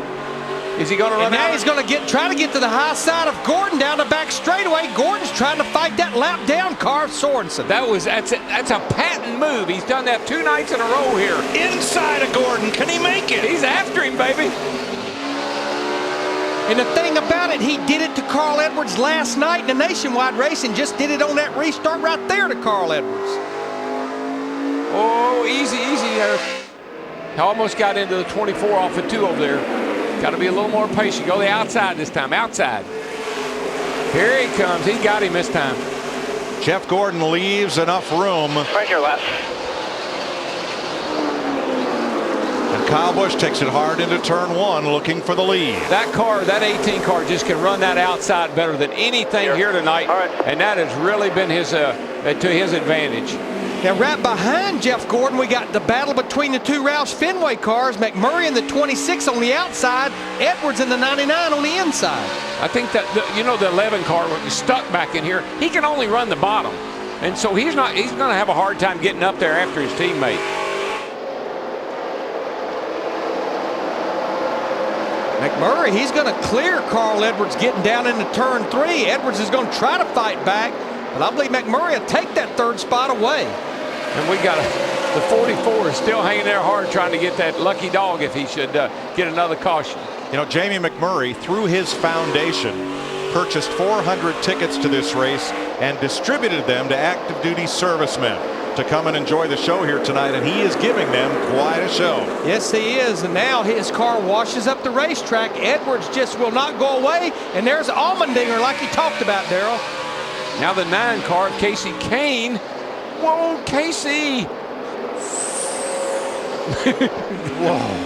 That's what I'm saying. But what that battle is for, even with all the problems Casey's had, he's still only 1 lap down. He's trying to get in front of his teammate, Allmendinger, where he can get the free pass should the caution come out. Right. What do you mean if? Very optimistic. When the caution comes in. Okay.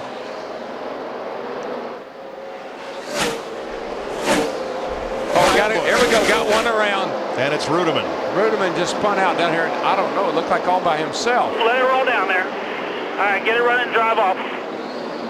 He's still on the lead lap. That will be caution number 15. And which of the Richard Petty cars will get back on the lead lap from this caution? It should be the 44, I believe. Yep, it's Allmendinger. Yeah. And also Reed Sorensen in the 43 because he was out in front of the leader when the caution came out. So two of them get back on the lead lap. And I'm sure they're glad to get rid of Allmendinger. I guarantee you, he was making me nervous. There's Rudeman with Vickers on the inside. It's right here. It's like he and Vickers. Vickers been locking that left front up all night long. You see him get loose, and that's so classic of Richmond. You go in the corner a little hard underneath somebody, lock up the brakes a little bit, and bump into the guy on the outside. Saw Dale Jr. in the 31 car do that. Earlier we told you Jimmy Johnson had gone to the garage. He is back on track, but he lost 30 laps making repairs to that car, and he's back in 36th spot. But you will see him on the racetrack as Rudeman goes around. We do need to mention also Mike Bliss, who had a great qualifying run, qualified 6th. He's back out on the racetrack after major repair. And the hits just keep on coming. We've tied the record for caution flags at Richmond. Here's tonight's monster moment presented by NASCAR Sprint Cup Mobile. Denny Hamlin's led the most laps tonight for the second spring Richmond race in a row. But this miscue on the right front on the pit stop 3 times to get that lug nut to hit and stay on. That has sent Hamlin out of the lead and back to 5th place. Stay tuned to NASCAR 7 days a week with in-car audio, live race radio stats, and more with NASCAR Sprint Cup Mobile. Visit sprint.com/speed to find out more. 40 laps to go. Kyle Busch out front, where he was on the final restart last night, trying to become the 3rd driver to pull off the weekend sweep at Richmond. Harry Gant did it in 1991, Kevin Harvick in 2006. He won Thursday night over at Southside. He won last night, leading tonight. Whoa, man, and Jeff Gordon jacked him up there. Yeah, he did not get a good restart at all. He actually spun the rear tires just for a moment.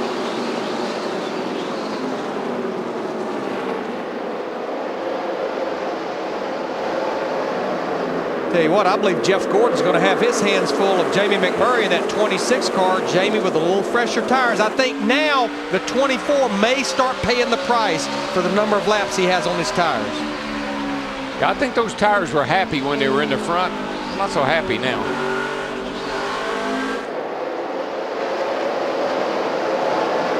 Carl Edwards is 4th and Denny Hamlin 5th. Hamlin battling Ryan Newman and Kurt Busch for 5th. And in the 24 car, it'll be like you flipped the switch. You'll be right there running good, and all of a sudden you'll just start going backwards. I'm going to tell you what, Casey Kane in that 9 car, who has just had a terrible night, he actually gets back on the lead lap the hard way. He drives by leader Kyle Busch. 3 wide and 3. Edwards on the bottom, Newman in the middle, and Hamlin up top. And they sort it out. I mean, that's all a battle for position, all 6 of those cars right there. Hamlin has got to go to the outside if he wants to pass these people. He's been running the bottom. He's going to have to get out there if he's going to go. Newman gets away a little bit. That's Burton in the 31 and Hamlin on the outside.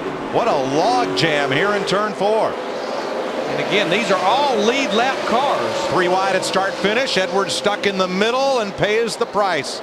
Squirts backwards. Stewart coming. He's part of this battle for position. Boy, Stewart, he just shot out of the bottom of turn 2. Boy, 14. They wreck. Every time they go into turn 1, there's a wreck.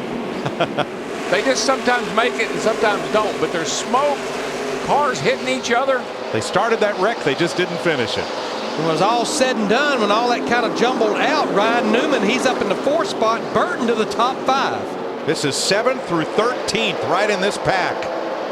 Burton, top 5. Backed up in the fence about 50 laps ago. Not long ago at all. Now he's battling Ryan Newman in the 39 for 4th. I think he's mad. You know, he made up 3 laps last week at Talladega. He can make up a few spots here tonight.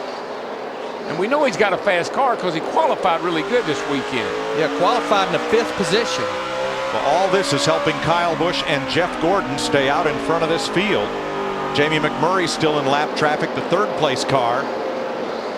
Now Kyle got back by Casey Kane in the 9, but Casey's content right there because he would get the free pass should we get a caution.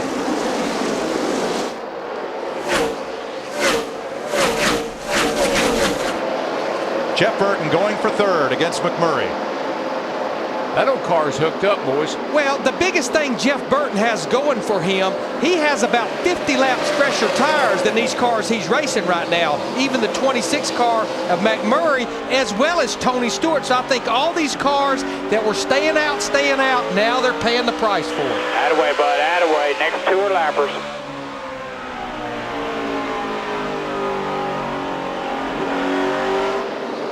Tony Stewart coming up as well, right behind Burton. 30 to go. Every time I look at that 14 car, I think everybody was wondering, why would Tony Stewart leave an operation that he won 2 championships in 33 races? Well, I think he's proven now that he has made a great move. Sitting in the top 5 in points, sitting in the top 5 here tonight. He didn't hire a bad second driver either. No. Everything he did, all the people he hired, everything he's done, I mean, was perfect. You couldn't have done it any better.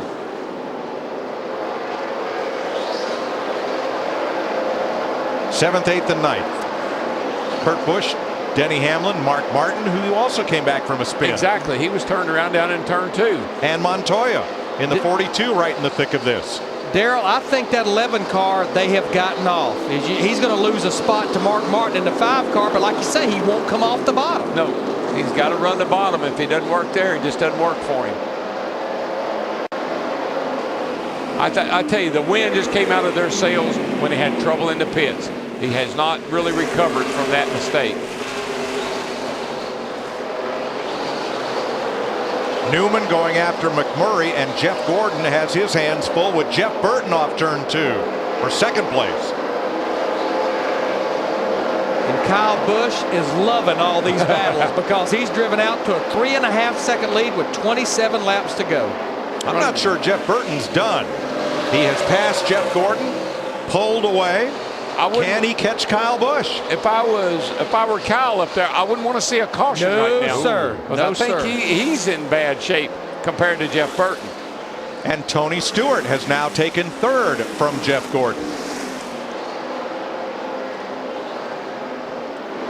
Newman and McMurray for 5th. And we listened in on Kyle Busch. Nice of the 24 to lay back. Huh? I mean, he was in the gas. I'm sure you heard him. Talking about that restart where Jeff just about pushed Kyle all the way down into turn 1. Yeah, well, Jeff laid back just a little bit, and I think that's what Kyle was talking about, that he got just a little bit of a running start on him as they came to the green flag. And Darrell, you know the biggest reason Kyle Busch doesn't want to see a caution is Jeff Burton has about 40 lap fresher tires on that 31 car. All these cars that came in earlier and got tires, I'll tell you, and the guy that's really paying the price now is the 24 car compared to people that came in after he did. Now he's back to 4th as Tony Stewart goes after Jeff Burton for 2nd. They are 3.5 seconds behind race leader Kyle Busch. In both of those cars, the 31 and the 14, they're on equal tires. They both were on pit road at lap 347. I'll tell you, if we stay green, Larry, I like their chances. I really do. I think they may be able to get up here to Kyle before this race ends. The only car in the top 10 who has fresher tires is Sam Hornish in 10th. I mean, actually the lap times don't reflect. The 24 or the 18 just ran a 23.24. Burton just ran a 23.21. So 18 car looks like he's in pretty good shape, actually. Well, if he can hang on, Mike, Kyle can hang on. It'll be a nice birthday present. Hey, you can get Digger on your computer, get free videos, wallpapers, games, and more. Visit digger.ask.com.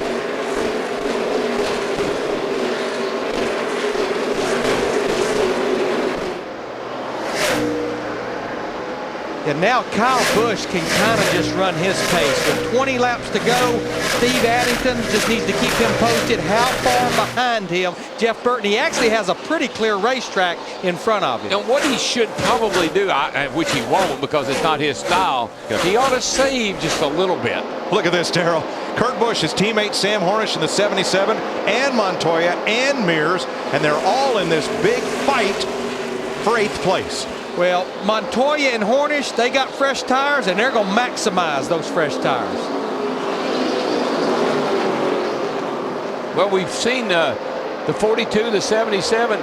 They're not bashful about bumping into somebody if they have to. How about Casey Mears in that 07 car? He got lapped early, got the free pass. He has fresh tires, and he's up there. So definitely fresh tires in the closing laps are prevailing. Even Marcos Ambrose, who was a caution not many laps ago. He was crashed into the fence. That's the fun of short track racing too. You can be in the fence in the first 100 laps. You can be in the lead in the last 100.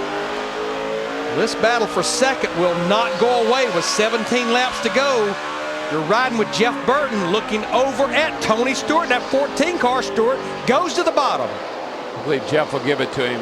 Yes, kind of gave him a room there. He didn't have to. But Good job, driver. All right, you'll get the 18. Well, there's not much sand left in the hourglass. There's 17 laps to go, and Stewart is 3.2 seconds behind. He needs to pick up at least 2/10 a lap to catch Kyle Busch. Well, he got 1.5 that lap. Okay. Well, the biggest thing is, and we said it just about 10 laps ago, Kyle Busch does not want to see a yellow flag for several reasons. But if he did now, it'd be a single file restart. There you go, man. Just so like that. That 15 would right be here. a little bit of help. Yeah. It'd be a little bit of help. You know how long it's been since Tony Stewart won? No. That's not going to be any help to Kyle Busch at all. And it's been a long time since a driver owner won a race. Ricky Rudd was the last one to do it many years ago. Well, there's a lot of things about tonight that were kind of predictable. The 18 being up there leading this thing, that's not a big surprise. I think Tony and Jeff Burton, particularly Burton being in 3rd place, that is a big surprise to me based on how he ran earlier. Stewart's gaining about 1/10 a lap as we're back to the battle for 9th place, Montoya and Kurt Busch. Sam Hornish has gone on and left them. It's going to be, I tell you, I know you don't believe it. It's going to be pretty close. The 14 and the 31 are going to be sitting on the back bumper of that 18 car when the white flag comes out. Stewart did get 2/10 that lap, but he needs 2/10 or better every lap to get to Kyle Busch in the 13 that remain. These tires, I'm telling you, it's like you flip a switch. Your car is perfect one lap and you're out of control the next.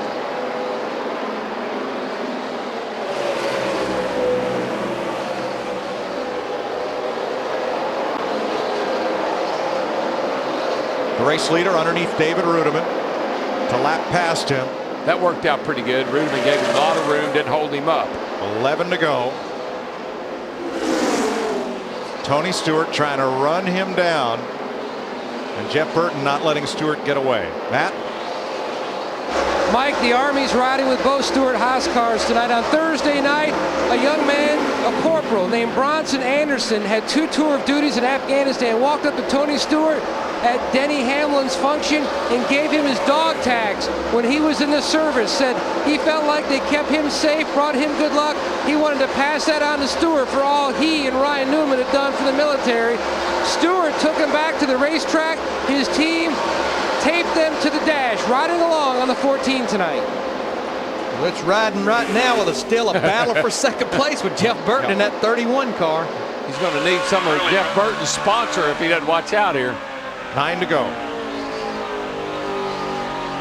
And the gap is stabilized at 2.8 seconds. Yeah, what's happened is the 14 and the 31 are now racing each other. That's just playing right into Kyle Busch's hands. He can kind of coast from here.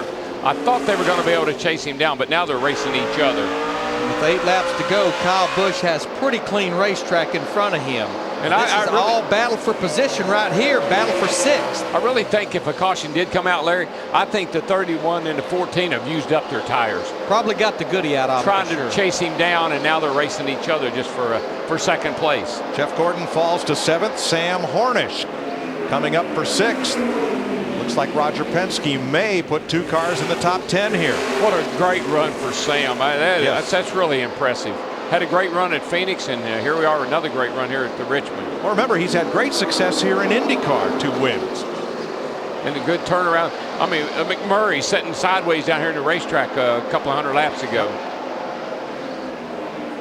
And like Larry pointed out, the old 7 mirrors, but the other guy that's had an incredible turn, hung in there and done well, is Marcos Ambrose. He was backed up in the fence. Like tonight, if you hit the fence, it really paid off for you. Yeah. 19th place at stake here. Clint Boyer, the winner here last fall, out ahead of rookie Joey Logano. Yeah, it's like Clint and that group. They just got off with their race car about halfway through this event. 5 to go. 8th place, McMurray, Gordon. Boy, Jeff is just, man, he's tippy-toeing around here right now. He's just trying to do all he can to keep his car straight up off the corner. Right now, he's just hoping to come out of here with a top 10 finish.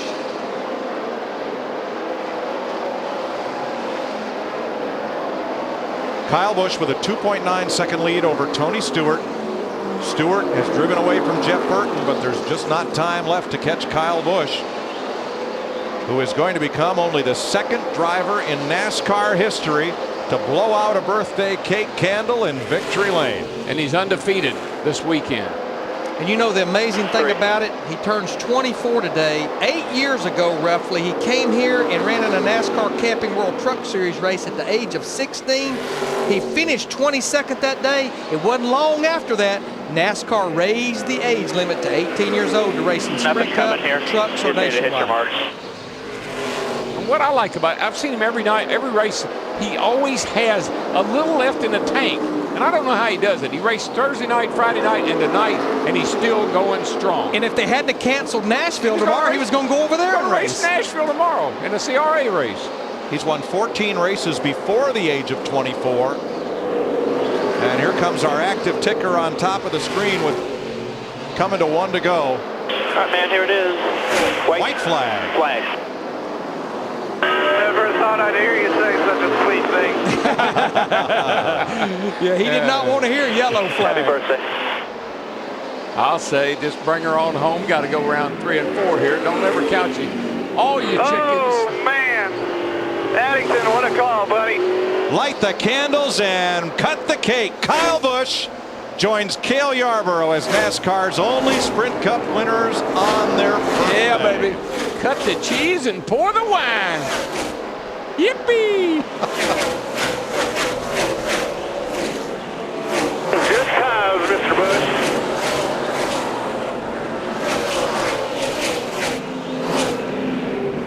There's Steve Addington, crew chief. What a team. Addington, Busch, Joe Gibbs, JD. Sweet, man. That is Kyle Busch's 50th career win in NASCAR's top 3 divisions, his 8th of 2009. Easy now, easy there, big boy. And oh, by the way, add another racetrack that he has not won a Sprint Cup Series win at. This is his first win here at Richmond in the Sprint Cup. I've got to take notes here because I got to do this in a couple of weeks. Oh, the burnouts on speed at the Let's see how you did. Did you see that way you threw that in there? I think I'd have probably been out of here. It is Kyle's 2nd weekend sweep. He did it last year at Chicagoland. And it's his 3rd Sprint Cup win in 2009. All right, there's the burnout. Now I think we'll get the bow, and he'll probably hold up 3 fingers, symbolic of his 3rd win of the year. Krista, where's that cupcake with a candle? We're going to need it. I ate it. I wonder if now he'll tell you what his wish was. Yeah, baby. Now we'll get the flag. Oh, man, he's having a big time. It's my birthday. It's my birthday, Shorty. I'm going to tell you what, there's not a more exuberant guy who wins a race than Kyle Busch. There's nobody that loves winning. There's nobody that hates losing more than he does. I think the more they boo him, the more it drives him. I wonder what his wish was. Maybe we'll find out in Victory Lane after this.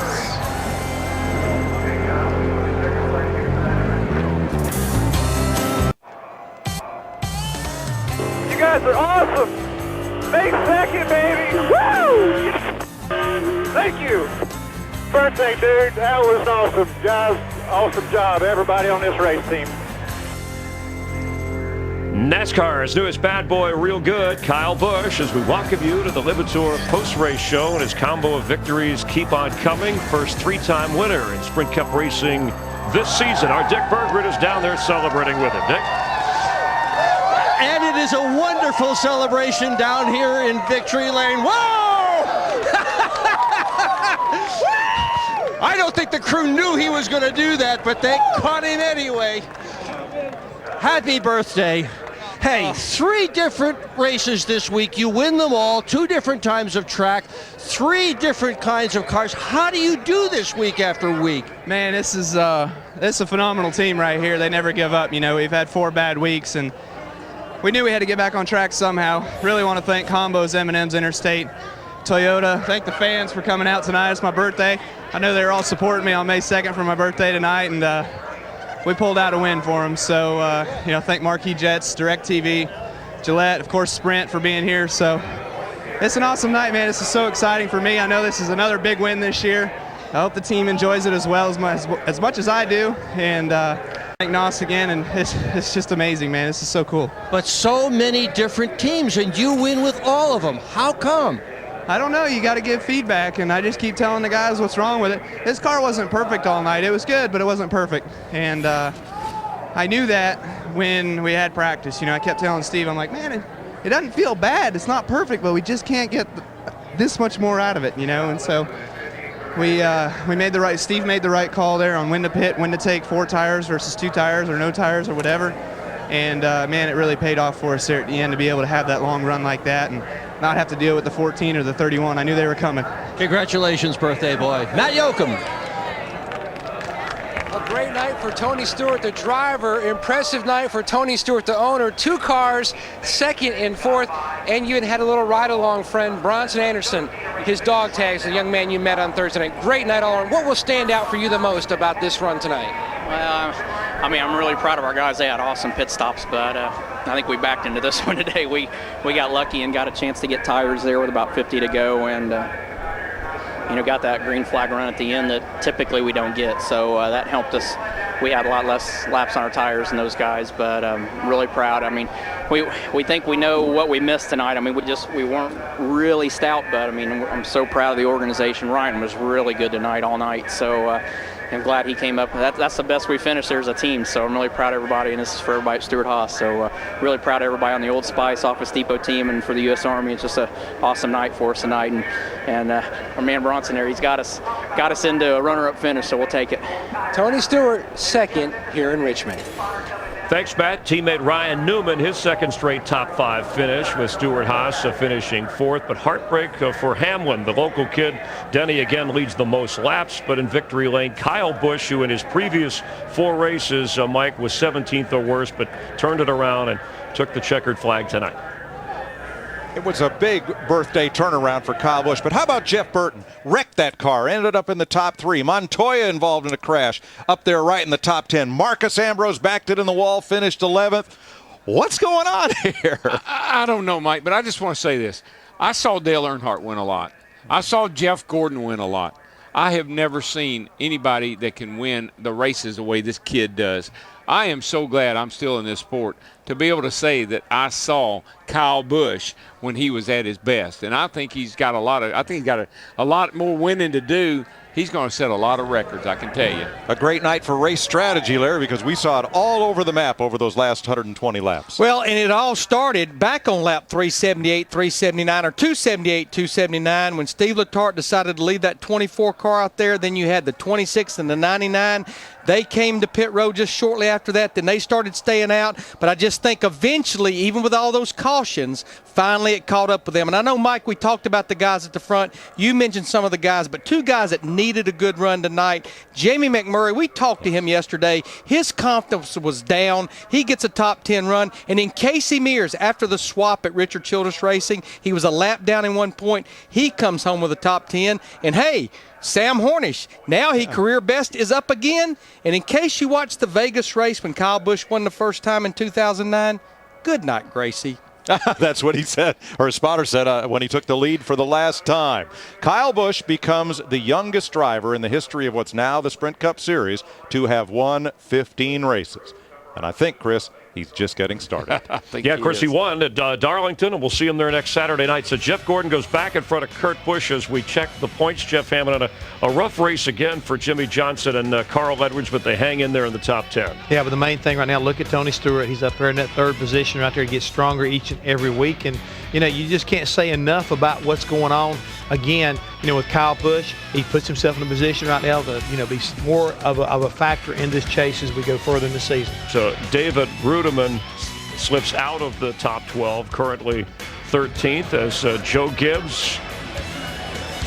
And Joe Gibbs Racing successful Steve Addington. That's a good combo right there with the experience of a Super Bowl winning head coach and a hot young driver like Kyle Busch. But let's go back to Ryan Newman, who moved up 3 spots, 10th into the top 10 in points. And we'll check in now with Krista. Krista? Well, Ryan Newman has his climbing shoes on. You guys are moving up, but I want to know, does the optimist say, all right, another top 5, or does the competitor say, man, close to that win? I told the guys what I meant, and that was we keep doing this, we'll get what we want. And it was a great run for the U.S. Army Chevrolet. Tony had a great run too. You know, we had the leader strategy. We just got caught up when I turned the 5 car around there on that restart. We lost 4 spots, and those are the 4 spots we needed to get back to the front. 3 short tracks, 3 top 10s. This one's a top 5. Well, Jeff Burton, it wasn't pretty at times early, but you guys really battled tonight to finish in the top 5. Yeah, great call by Scott there. You know, Junior and I got together, and after that, my car took off. So I don't know, we got in the wall, and I don't know why, but it made it better. So real proud of everybody. Proud of Segwa's on the car tonight. Thanks to them, and thanks for all the Cats' involvement. This is you know, this team just fights really hard, and that's who we are right there. It's just get down and never quit and keep fighting, and I'm real proud to be part of this team. All right, good job. Thank you. So Jeff Burton tying his best finish so far this season as Kyle Busch on his 24th birthday celebrates in Victory Lane here in Richmond. More to come. NASCAR on Fox in just a moment. Saturday night celebration continues for Kyle Busch here in Richmond, and the challenge for you, NASCAR Know-It-All, log on to foxsports.com, keyword Know-It-All. Answer the questions regarding the race in Darlington. The winner announced with Fox's coverage of the Coca-Cola 600 May 24th.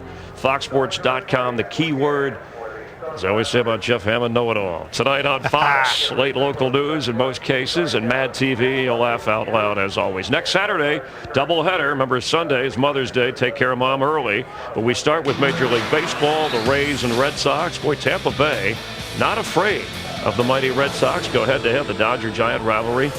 3 Eastern, 12 Pacific, and then we cap it off after baseball. Prime time in Darlington, the Sprint Cup Series, 7 Eastern or following baseball. And, of course, Kyle Busch will try and keep it rolling.